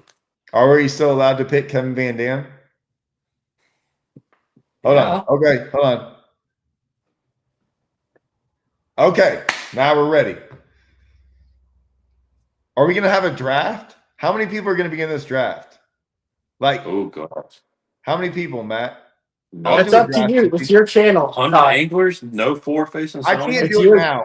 I can't do it now because I'm going to have to Not get, now, but you need to set it up. One of your shows No, for no. air. It needs to be that. So like, how many of us get to be on? I want to do it with It's other your people. show. You can pick whoever you want to be on the panel, You're and on then it. you each. You're there, 100%. Okay, then pick two others, and we need to pick 25 people. Is that what we want to do? It's Like, your that's channel. our You do whatever you want. I think you got to agree on the 25 people because your No, perspective. no, and no, no, Todd's no. perspective would be I totally want to different. go. I want to draft people. That sounds more like fun. Like draft, like Yeah, like a fantasy yeah, football name draft. just like a fantasy football team. Yeah. Unless Or Aaron no, just wants your top 100. Okay, we can do top 25 real quick, right? I bet you we can agree on. Let's see how many we agree on real quick off the top of our heads. We got Kevin and Rick Kleiner on there. Are we talking about currently or all time? Honestly, that should be okay. Currently, right? Rick Let's Klein's just do currently today. fishing opens. Today, that fished right now. Today. Yeah. If we Rick had to Klein's pick fishing today. they had to go fish Norfolk. No, let's not pick Norfolk Donner on there.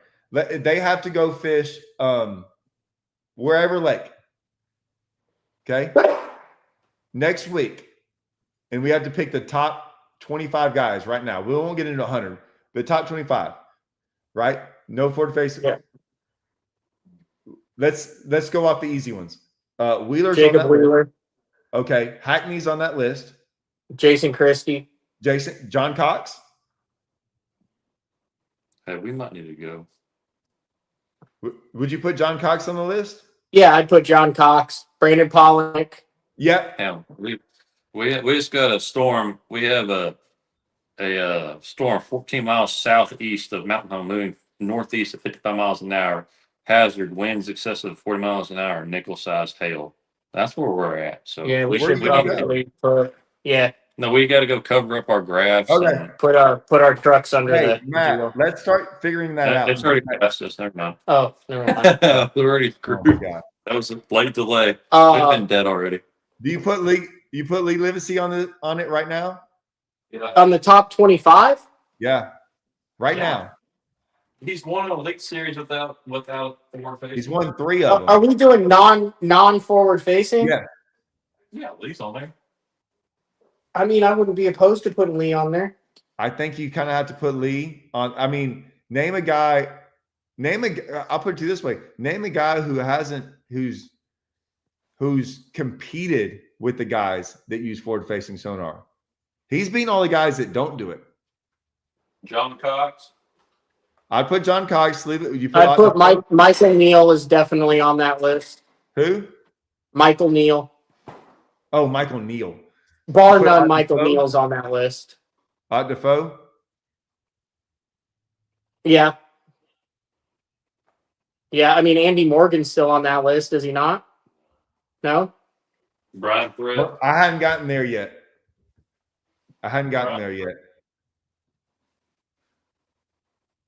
Brian Thrift. We put Brian Thrift, right? I mean, how do you not? Yeah, okay. Edwin Evers? Yeah. Yeah. I'll tell you what, I'd put Justin Lucas on that list. Oh, yeah, me too. I'm cool with that. Lucas is definitely on that list. Here's one. Iaconelli doesn't make it. Right now, 25? I don't know. Would you put Skeet Reese on that list? Yeah, he won last year. Okay.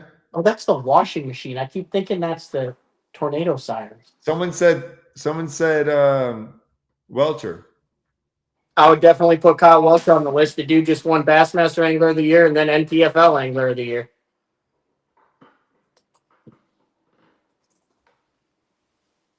Oh, Jordan Lee. Yeah, Jordan Lee's easily on the top of that That's an list. easy one. Yeah. BP's on there. Yeah, we already Christie. got Polnick. We already Oh, got Swindle. Christie. What about Swindle? All right, well, let me ask you: is this for a one tournament? No, it's a league. It's a league, so it's all year long. Yeah. You got to put he's going to be pretty darn consistent. correct. Drew Cook. Hello?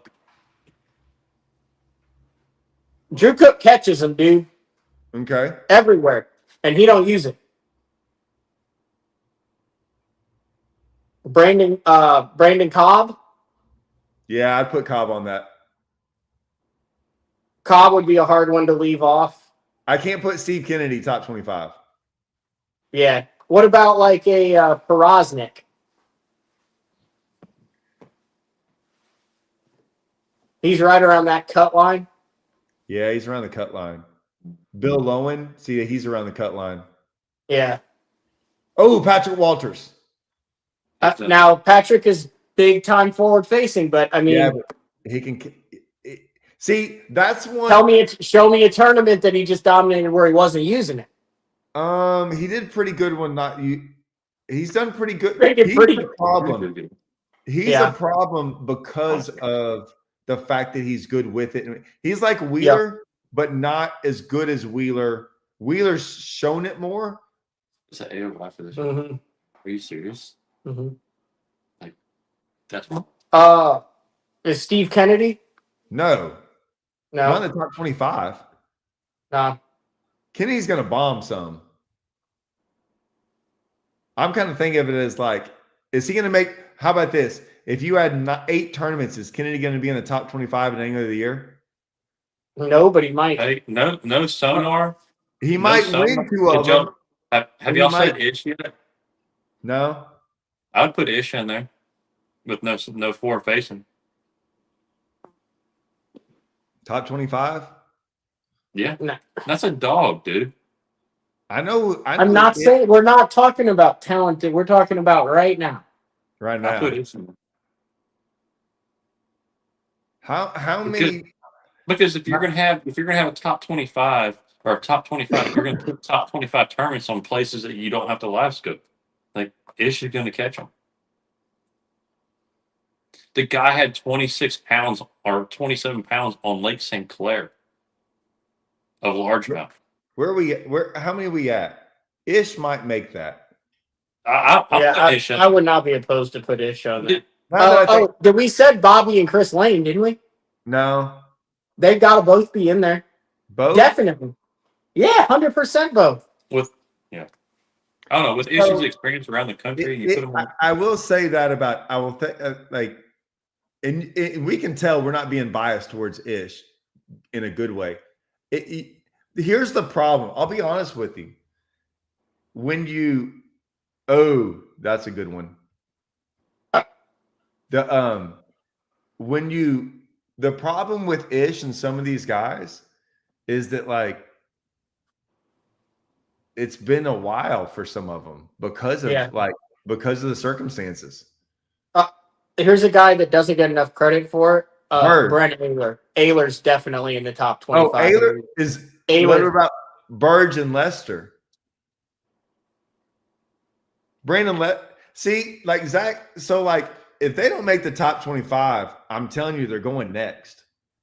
Mm-hmm. They're in the next 10. Are you 100? You're 100% in on Ayler though. Yeah, I'm in on that. Let me ask you a question, Tom. Let me ask you this: do you think Zach Burge and Lester have been doing better than Ayler over the last couple years? Yes. Not necessarily. I don't think Burge has done better. I'll throw another one there from our neck of the woods. Yes. I know Todd is probably going to say no, but the guy has caught them all over the country fishing shallow without forward facing sonar, and that's Nick LeBrun. No, I don't. Yeah, I don't think so. I just pulled up Ayler's stats. So since 2019, his angler of the year on the Bass Pro Tour: 3rd, 39th, 4th, 17th, 9th, 18th, and 11th. That's pretty dang good. That's solid. That's pretty good. What do you think about Nick, though, Todd? I mean, he's caught them shallow everywhere they go. Seriously. But he's also, Nick LeBrun, yeah. I mean, no, I agree. He's not making top 25. I don't think he's top 25 right now. He catches them shallow. If there was no Oh, forward facing sonar, What about he Phil? competes. What about Fighter? He's a good fisherman. Yeah, Fighter's in there. What about the Johnstons? It's hard to leave them out, but I don't know how much of if we're doing no FFS. I don't know. Like I know they both were dominant before it and would be dominant without it, but I think like you look at some of their like what with Corey's win and stuff. I think they utilize that forward facing quite a bit. That's the hard part. Like it was kind of like the Like so does Zach Burge though. That's why I would be know. like a little hesitant to leave Zach Burge out of it. I know it's not fair. Like it's not fair that like when I That's say why- it's not fair. But that's Well, why I say like. but even that's why I'm like 100% in on Yeah, fish, I got too. it. Yeah, we've drafted everybody in the leagues at this point. So look at this. Here's something funny. Hey, he had a good one. Wesley Strader. Yeah, but so Chris Lane didn't use forward facing sonar today. Jeff Sprague didn't. Casey Ashley didn't. John Hunter didn't. Braylon. Yeah, we forgot about Dakota Ebear. He's forward facing. What? When has he ever? No, that's 100% forward facing sonar. You think so? So when is he win? I take back my comment. I don't know. Something to think about. Listen, you can't. This is the point. This is the point I was talking about. Is that at somewhere down the line, right? Someone's going to look up and go, "Hey, Blake, everyone, y'all are making this discussion is making my point. When we're talking about fishing, it starts getting muddied when we're like, man, is that guy really good or is it forward facing sonar?" Right? And so it gets muddied up in there a little bit. I think somewhere down the line, someone's going to look up 5 years from now. I'm telling you, if they ever get rid of it, I'm just saying, if they did, all the people that they once called good fishermen, everyone's going to look at them and go, they don't even make the top 100. No. Because it's going to get muddied in the fort. I'm telling them that. They got a people- good point on there. David Dudley would be a good one too. Yeah. They have a point. I'm just telling you that like somewhere down the line, you could look up and go, yeah, since they took it away, that guy's not performing well. You want to know what? He was probably never that good to begin with. And it might not be their fault. Right? It might not be that like my video I'm not doing it tomorrow. I don't know when I've already made it. And I'm going to get some hate from it because they're going to miss the point I'm making. But most of the guys are going to understand the point I'm making is that like, don't get mad at somebody. If 50% of the population that fishes looks at tournament anglers and looks at forward facing sonar as they're not as skilled as other anglers and people get mad at them, you can't get mad. That's like saying like in the country, 50% of the people voted one way and 50% of them voted the other way and be like, well, all those people that voted that way are stupid. Well, that's like calling, maybe they're stupid, maybe they're not, but that's still how they felt about it. Like you might not agree with them, but that's how 50% of the population felt. If 50% of the population feels a certain way about live scope, you can't get mad at all those people that are like, yeah, I don't agree that it's that you have to be that skilled. That's fair. And so I always get mad when people when people have opinions and people get mad at them. I'm like, hey, you might not agree with it, but you can't change that guy's opinion. Like if some guy's like, I hate live scope, and you're like, well, you're just old and stupid. No, he just doesn't like it. Like you can't blame. Now, the one part I don't like, and this is why there's some guys out there that are very strongly against it that I will never side with, and the vice versa. You can't sit there and go, well, live scope's destroying our fisheries and killing all the fish. Like when they make comments like that, that's when I stop agreeing with you. because you have no idea. You're just trying to persuade people with emotions, but it's not true. Like LifeScope's not killing these fish. Doesn't matter if you catch 100 fish with or without it. If you let them all go, it's the same thing. No. Does Hank Cherry make it? No. Well, the top 100, yeah, some of these guys are, but not. We were just doing top 25. I think we named 25. Yeah. I don't. So far, I'll put it to you this way. Back in for hour 4. You tapping in. Like I haven't seen a guy pop across that I would be like, oh, we need to replace him with someone else. No. I tell you what, there's a lot of anglers that aren't on the BPT or Elite Series that would make that top 100 before any of those guys did. Do you put Kevin Van Dam back in the list if you had to go make him fish tomorrow? 100%. Yeah. Yeah. Okay. Yeah. I mean, I could think of guys that live in Texas that would beat up on a lot of these guys. I'm sure there's a lot of local guys from across the country that could beat up on a lot of these guys without forfeit. No, that's not true. That's not true. You don't think so? No. No. No. And you want to know why? That's like me saying I would beat all the guys in the elites. No, hey. And here's my point. I will never make that claim because I don't fish against them, and it's not fair. Yeah, so I agree with that, but there's a lot of good guys.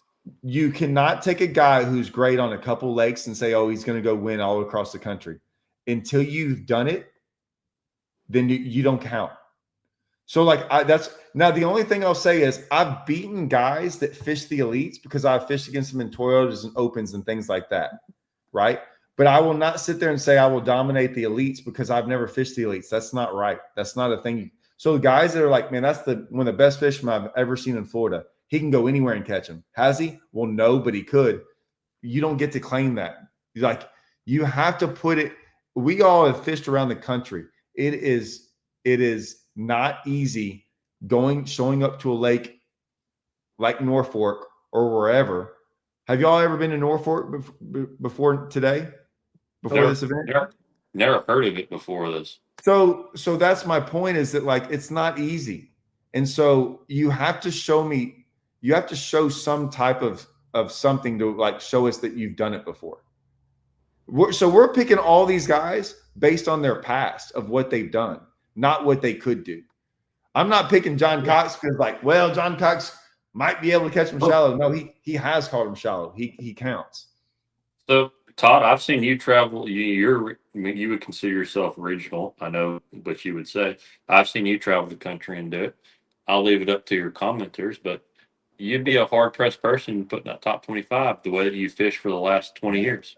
Maybe. I don't really maybe. I mean, I'm serious. I mean, I would have to strongly consider putting you in that top 25. I wouldn't be in the top 25. I haven't done enough. Yeah, but you haven't had to because you found out how to do it the other way. If you had to, I think you could. Enough. I haven't fished a tidal water. I haven't. There's some things I haven't done. You've never fished tidal? No. Really? Mm-mm. But you've also picked and chose what you do. I mean, I know, but I might have, but I will still never. If you're asking me if I'm around a room, not around with all y'all, yeah, I will always put myself that I could fish against those guys. That's different though. That's me saying that because that's me with my chip on the shoulder thinking that I've never shied away from anything. Right. So I don't mind going in and compete. I've never shied away from competing against them, but I wouldn't sit there and say that. I've never fished the Sabine, by the way. Why would I ever go down there? There's zero reason for me ever to go fish the Sabine. But my thing is what exactly you said. You haven't put the effort into travel in the country. I mean, I did for 2 years. I did in the Toyotas and stuff. Yeah, if but you you want to picked call the that, you wanted to go to, and you usually did good at. Well, the two of the most proudest stats I have is me fishing the Toyotas in another division and making a 4th place and a 6th place back-to-back years in Angler of the Year, like against nothing but straight up locals on their home lakes. So, I mean, I look at. I mean, I'm not gonna say. I mean, look what you told me about where I went up north last year. That people aren't going to find that. But that's one of the, I get it, but that's for other people to decide whether or not I'm there. But I'm just telling you, I don't really, it's whatever. I wouldn't say that, not at all. If you ask me, could I go, if you comprise those 100 fishermen and say, Todd, you want to go fish against them? Dude, all day long, bring it. Someone commented, Matt S., what do you, oh, I guess they deleted that. I was reading it and they deleted it. What did he say? Do you think you would make the top 100 anglers if there was no forward-facing sonar? Do I think I would make the top one? Let's back up now. It says Matt S. What do you, or what say you? Well, yeah, whatever. What do you say? If there was a league where you were trying to get to the top 100 best non-forward-facing sonar, are you making it? I mean, yes or no question. I guess my answer would be similar to Todd's. I sure as hell think I would be just fine. I feel like my stats were. It's hard to put yourself in the ring. 11 of the 15 years. You take my first 3 years out of it, I feel like, and take maybe last year, but even last year wasn't that bad. This year's sucked.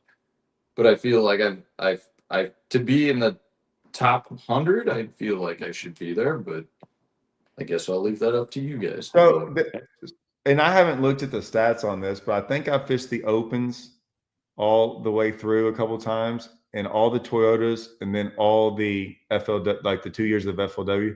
I don't think I've ever been less than 50th in Angler of the Year in anything, ever. We will not be able to say that at the end of this year, Blake. Unfortunately, not. So I'm just saying, like, I'm with Matt on that. Like, if everything you've ever fished and you're never in the bottom, fit, and I got to say most of them, I'm in the top. Like the Toyotas, I think I make dang near top 10s every year. I've made a top 10 in the Toyotas like 12 times or something. I don't know. But like even in the opens, the first year when me and Andrew and all of us, I think I finished like 9th overall in when I fished all 9 of the opens. I would have made the elites that year. They just didn't do it that way. I mean, you know, on tour, I made the Forest Wood Cup both years. I fished it. Those were top 40s or top 4, you know, whatever. Maybe it was top 44, 42 or whatever. Okay, so my point proven. I don't know, but that's not for me to say. It's like Matt saying, I threw your name in the hat. I put it out there. I mean, you haven't. I really. I don't mean this as disrespect, but you haven't put the effort that these guys have tried to travel the country for a living that do it. I mean, if you did, I think you would clean house probably, or you would compete very well. Keith Combs that's another name too, without forward facing, but I hope they're biting a crankbait.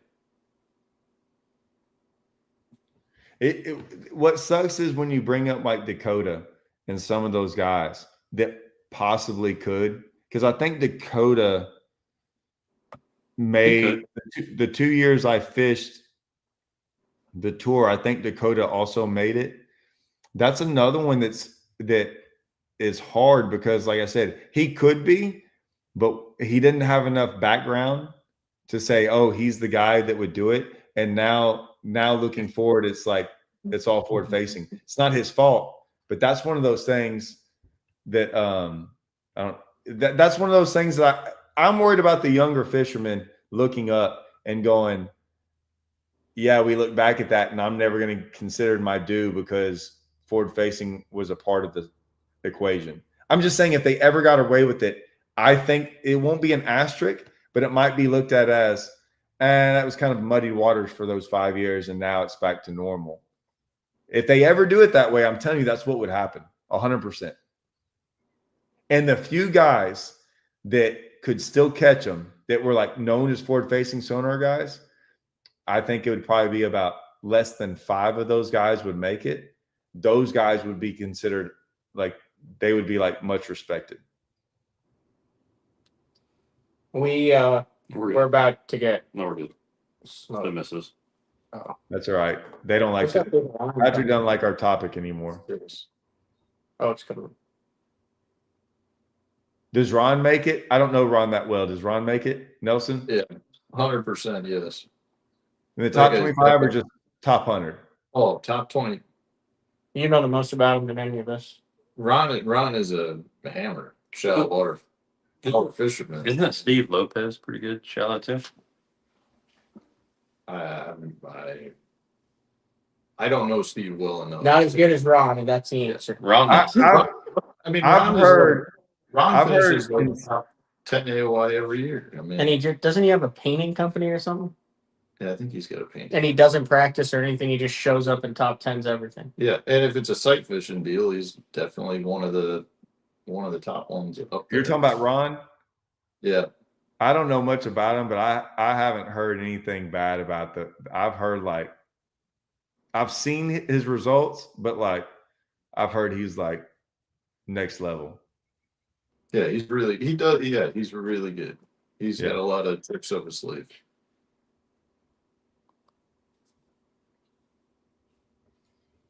This is the longest live I've ever done. So hey, How long is it? what are the top five? What was got longer? Hey, what are the top 5 team tournament trails in the country? Are there 5 good team tournament trails? So Texas and Oklahoma get one. So the Nichols in Oklahoma. Nichols. I'm not saying this in any order. Bass Nichols Champs. is there. Bass Champs at the current state we're in. It's been there too Alabama long. Team Trail. Huh? Alabama Team Trail. Bass Yeah. Champs if you want a scooter.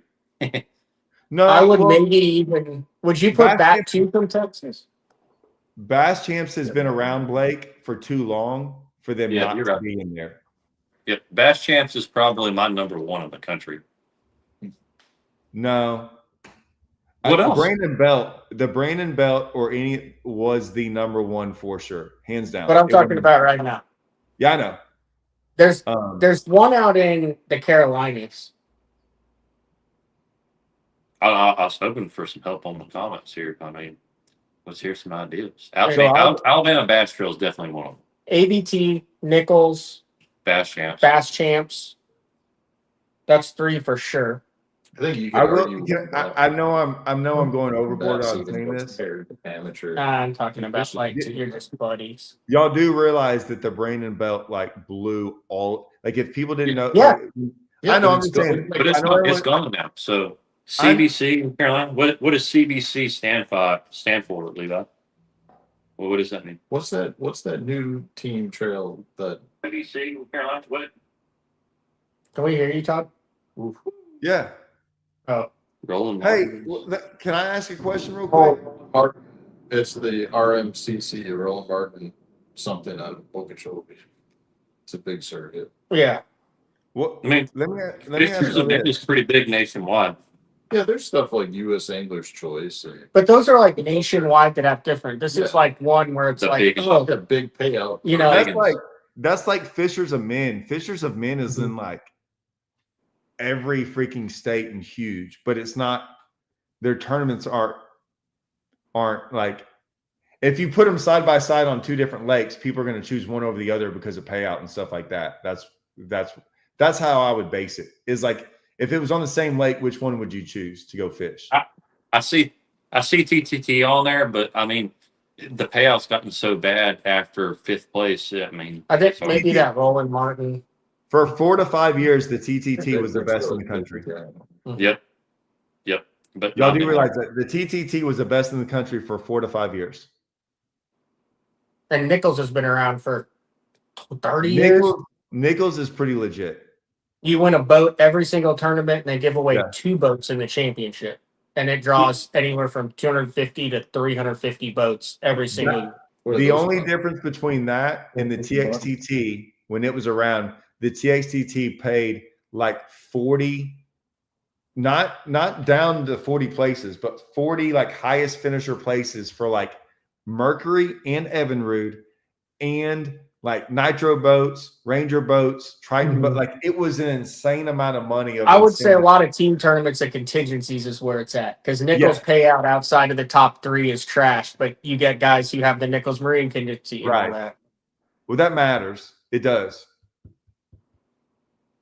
But like Rollins has a $6,000 an event and has a 6K an event. What? 6 this year and 40,000 for 40 grand. That man. I think it's 6,000 an event, like for $1,000 each event, and 40 for first. That's good.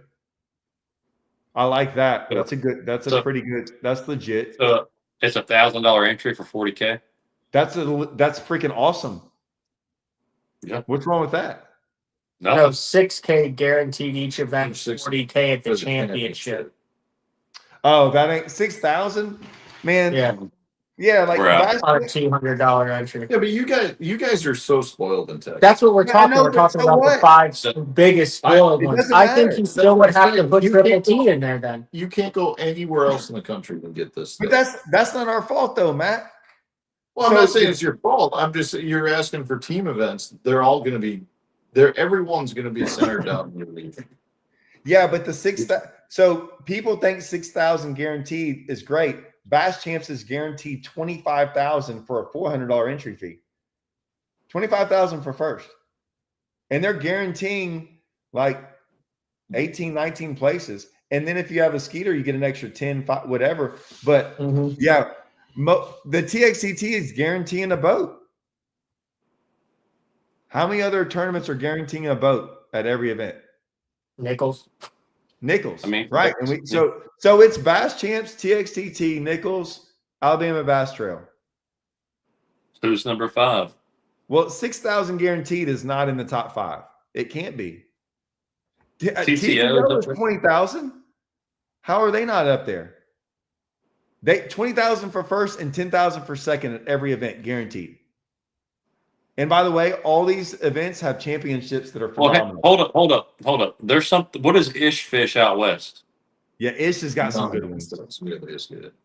Isn't it a boated tournament too? Yeah, but that's not a team tournament. I don't think. I think you're fishing as a team, but not. It is If he's individual. fishing, if it's the one bass stuff, that's Bass Champs gives away 2 boats at the championship. TXTT gives away a boat at the championship and a boat for Angler of the Year.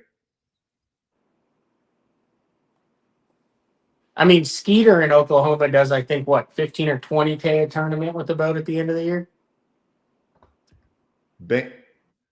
Bam Trail out west, 40K per winter.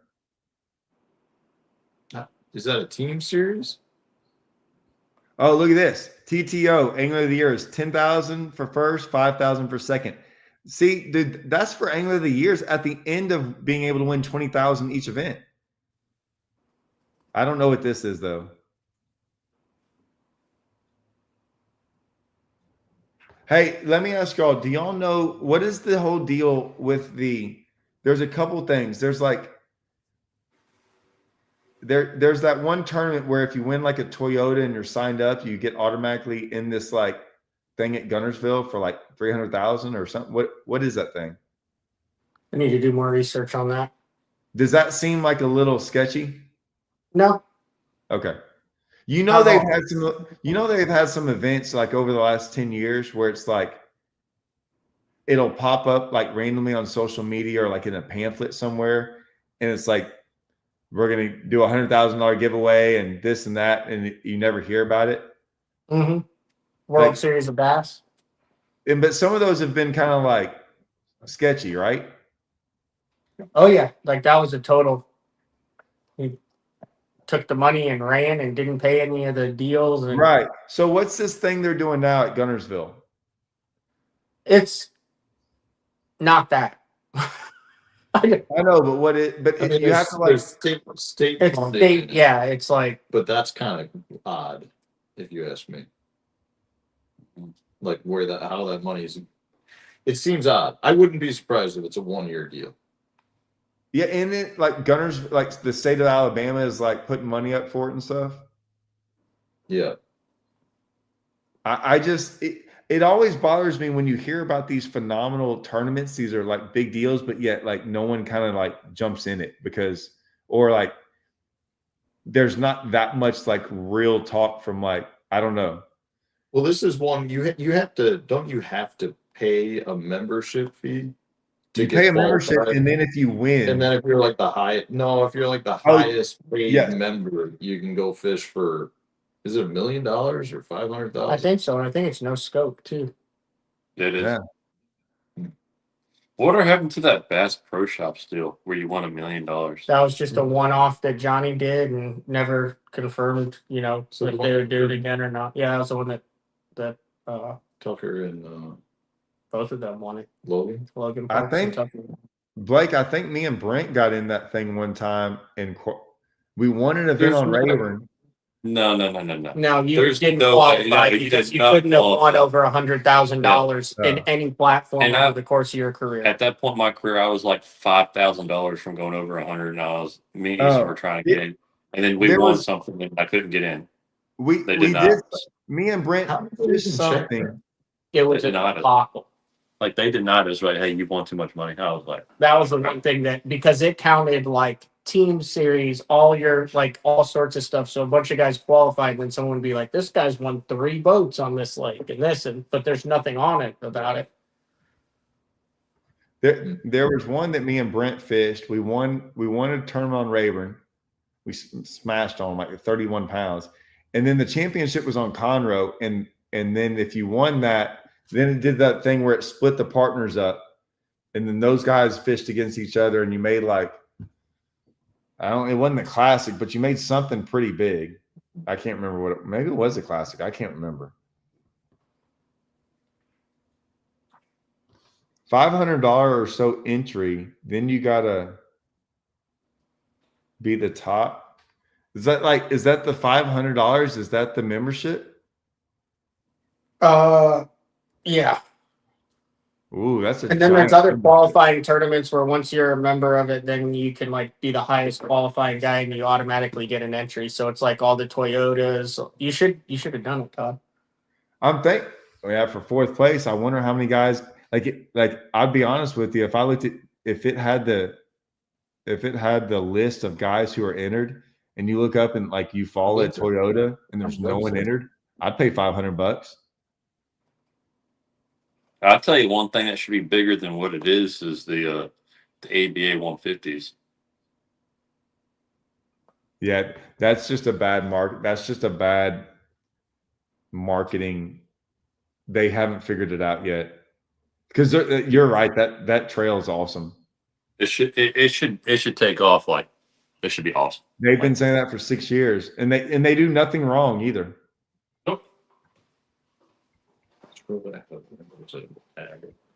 But it's like everything else. Like guys would rather fish the BFLs because I think the All-American, because they think the All-American is was prestigious at one point, and they still kind of think it is.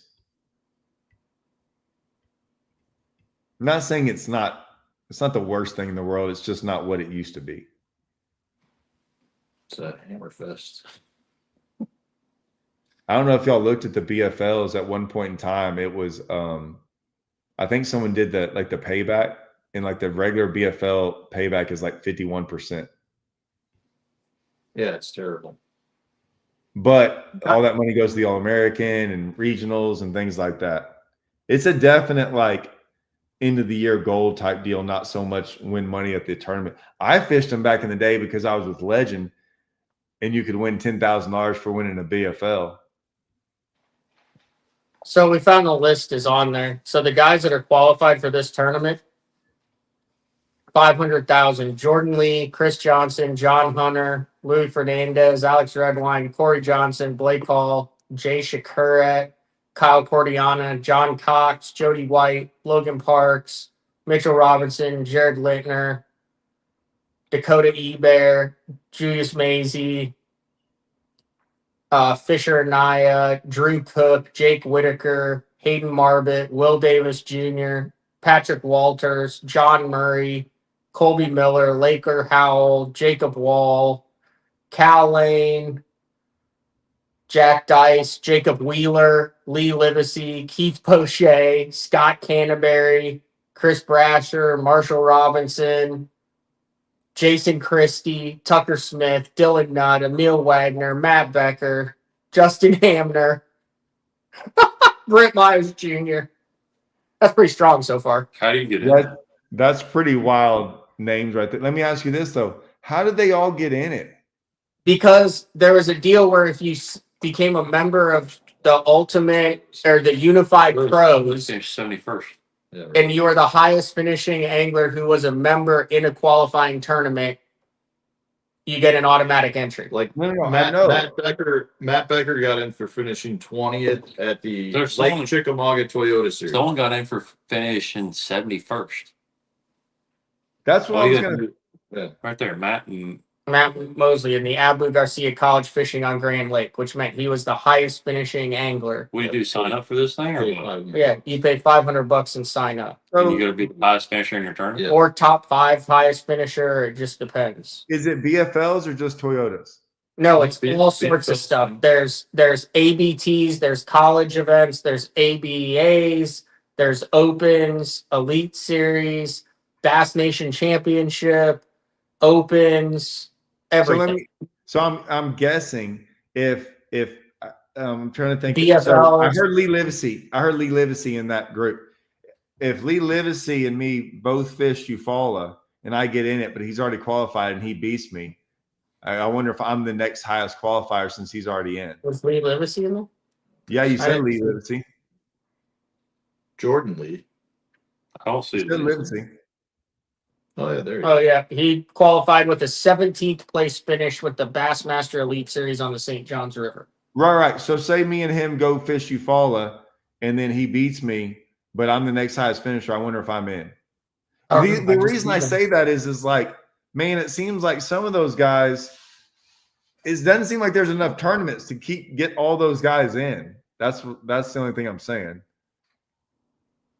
I doubt you can double qualify. So I wonder if they just take the next highest finisher.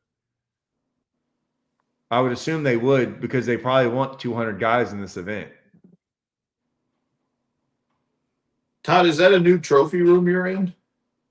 No, it's just my living room. My wife hates it. Todd's no longer blessed. Yeah. It's our new house, and like she adamantly said, I do not want any trophies in the house, which is fine because I don't whatever. And we had this place, and so I put him up there going, I'll take him down, and then I didn't take him down, but I will eventually have to take him down. I think they look good. That's the new move. I feel like everyone's putting their trophies up. They might have to put a shelf up in the back. No, of my videos. all the rest of mine are in the shop. My mom has like some really cool ones. My mom has some like some Bassmaster Open one, Angler of the Year stuff. She has some pretty cool ones, and then I've probably got like 100 plaques in like this one bin, and then there's like 30 plaques at our camp at Rayburn. So for like 3 or 4 years, anytime we won at Rayburn or did good, we just put them at Rayburn. You Like- should surprise her one day when she gets home from work. You just plaster every plaque you have and make solid walls of plaques. I guess I will say I've got a lot of. I bet you I've got 100 plaques. That's what I've got I'm a saying. lot You of could them. do a whole No. wall. It would be one giant collage. It wouldn't even be it wouldn't even be worth the trouble. Like hey Blake, did you ever win one of those ABAs? No, I don't have an eagle head. Oh yeah, the eagle head. They're so gaudy, and I got two of them. Those are something else. Hey, I got someone asking how to comment on here. But Type it in the comment section. Yeah, but, do you have to be a subscribed member to comment? no, just comment. How do you- I can comment. I don't know how to comment. Look, comment. There it just says post a comment. Do you have comments up? And I looked it up on my phone and tried to answer the question, and I can't figure it out. It just shows. It just on my right hand side it has live and it shows everyone's comment. Does it have to be in the app? No, I think it's just in the. Be sure make sure the chat shows in your feed.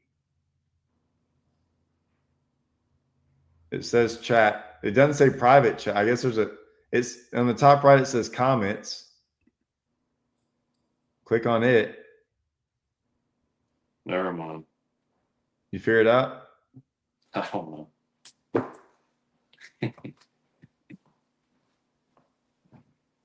No, I am on a PC. I don't know. I'm on a Mac. All right. Hang on. What? Is Matt going to say something? Matt, they wanted a hot take from you. Somewhere. Look who's in the chat, Todd. Nah, they wanted a hot take from you. Not from me. Yeah, from you. From me. It was like FLW questions or something like that. It wasn't me. I don't know. Am I missing something? It was Matt. Hey, What's the hot easy on the SFA thing, man? I mean, look, I know it's the best thing I had to offer, but come on. Who are you talking about? Someone said, Oh. SFA education. I love it. Or is that who you're saying? Oh.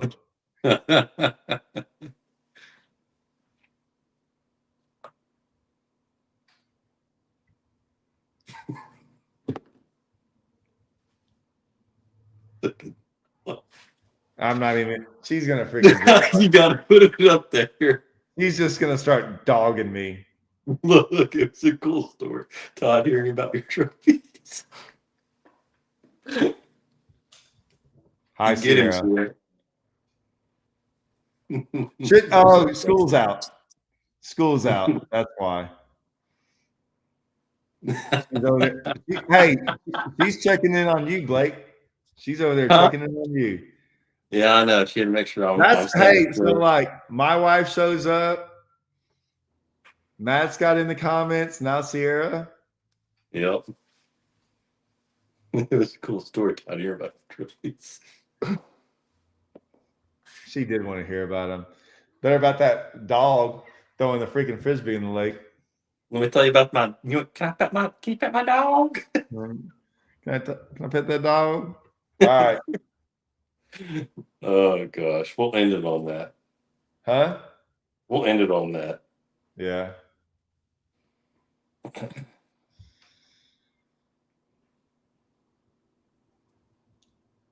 They must have wanted a hot take. Hot take on what? What did they want? I don't know. They wanted a hot. Oh, dude, he does think everything's spicy. She's tried to. I do think Well, peppers are spicy. Look at that. Look at that comment.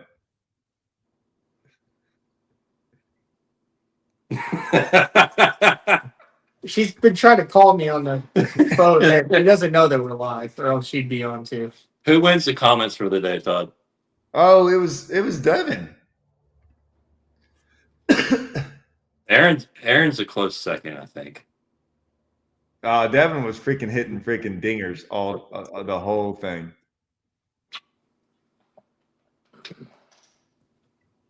Y'all had some like thumbs up. I don't know how that was going on. Yeah, I occasionally see that too on mine. Like it's just a random spree of thumbs. We had that one time with like you. This doesn't it like? No, it would show up like right here. Or I know, but I thought, hey, you do a thumbs up, Todd. I don't know. I'm looking around. I don't know how to do any of that stuff. I barely know how to do this. I don't know. He got the trophy for the best comment awards. Aaron took second. There's like that one guy. Well, there's only two of us in the competition. We did win it. Yeah. Hey, top comment gets a Strike King care package. Hey, I'll tell you this. So there was a tournament on Rayburn, and I don't remember what it was, but me and Jarrett got in it. And so we get in it, we freaking go catch, like we go sack them up. Like, you're gonna love this. So like we get done, like, you know, it's one of those tournaments you just sign up for and just like went fishing. Mm-hmm. And we fished hard, you know, like we don't know any different. It's Rayburn. There's gonna be freaking 50 guys in it. So anyways, we get done, we catch like 20 something pounds, we win the event, and there's 3 guys in the event. There's only 3 teams that showed up, but we won these. Like, it's one of the best looking plaques I've ever seen. Like, beautiful, like big giant. The plaque probably weighed 10 pounds. And me and Jarrett were like, dude, we ain't telling nobody how many people showed up for this thing. But we won it. The 3 people. Yes. There was the only other tournament. Me and Jarrett fished another tournament. It was one of them Thursday. You know, I had them Thursday nighters, but every once in a while I'll put a Saturday event. You want to talk about sketchy? How bad those guys were? This is why I'll never fish Thursday night tournaments on Rayburn. We got in this. We showed up, paid for the event Saturday, showed up to the boat ramp. No one's there. We had like 21 pounds, and it was like in like July or something, like hot. We called up. We're like, dude, are we late? What happened? So we called them up and like, oh man, yeah, some guys weighed in 31 pounds at like 12 o'clock. We knew no one would beat them, so we just left. I said, did anyone else see the fish? They're like, no, but I mean, they weighed it in. And I was like, oh, so you just stole money from us all. And he's like, what are you talking about? I'm like, you let guys weigh in 31 pounds, but no one saw them weigh them in except y'all. And then you didn't have the weigh-in for the rest of the people. That's why I don't fish Thursday nighters on Rayburn, because that's what you get. I think they just freaking took everyone's money, and no one saw the fish. They didn't have pictures of them or nothing. Really? Yeah. Did you have 31 pounds? We had 21 in July, and I promise you, every tournament in July, 21 pounds would have won at that time. And no one had caught 30 pounds in like 3 years. Yeah, 31 pounds in July? Anywhere.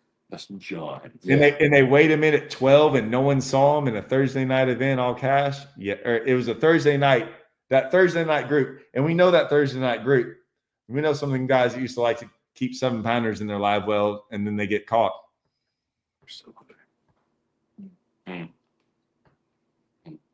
Well, yeah. I'm gone. I'm gone. Good luck to y'all. If y'all Cheers. Bye. You finally get all your stuff rigged up? I got all my stuff rigged up and edited some videos. I didn't get a nap. He's gonna do so much better than y'all, because he went and retied all the stuff that's gonna work in flooded yards and stuff. Now we got the excuse, Todd. It's you. Yeah. I tied them all one bait yesterday. Oh, minnow. No. All right, I'll watch what y'all do tomorrow. Sounds good. See you, buddy. Don't fuck it up too bad. I know you're gonna beat Matt Panger, so it's not a big deal. Well, he's not in here, so you can say what you want. That's why I said it. See y'all. See you, man. All right.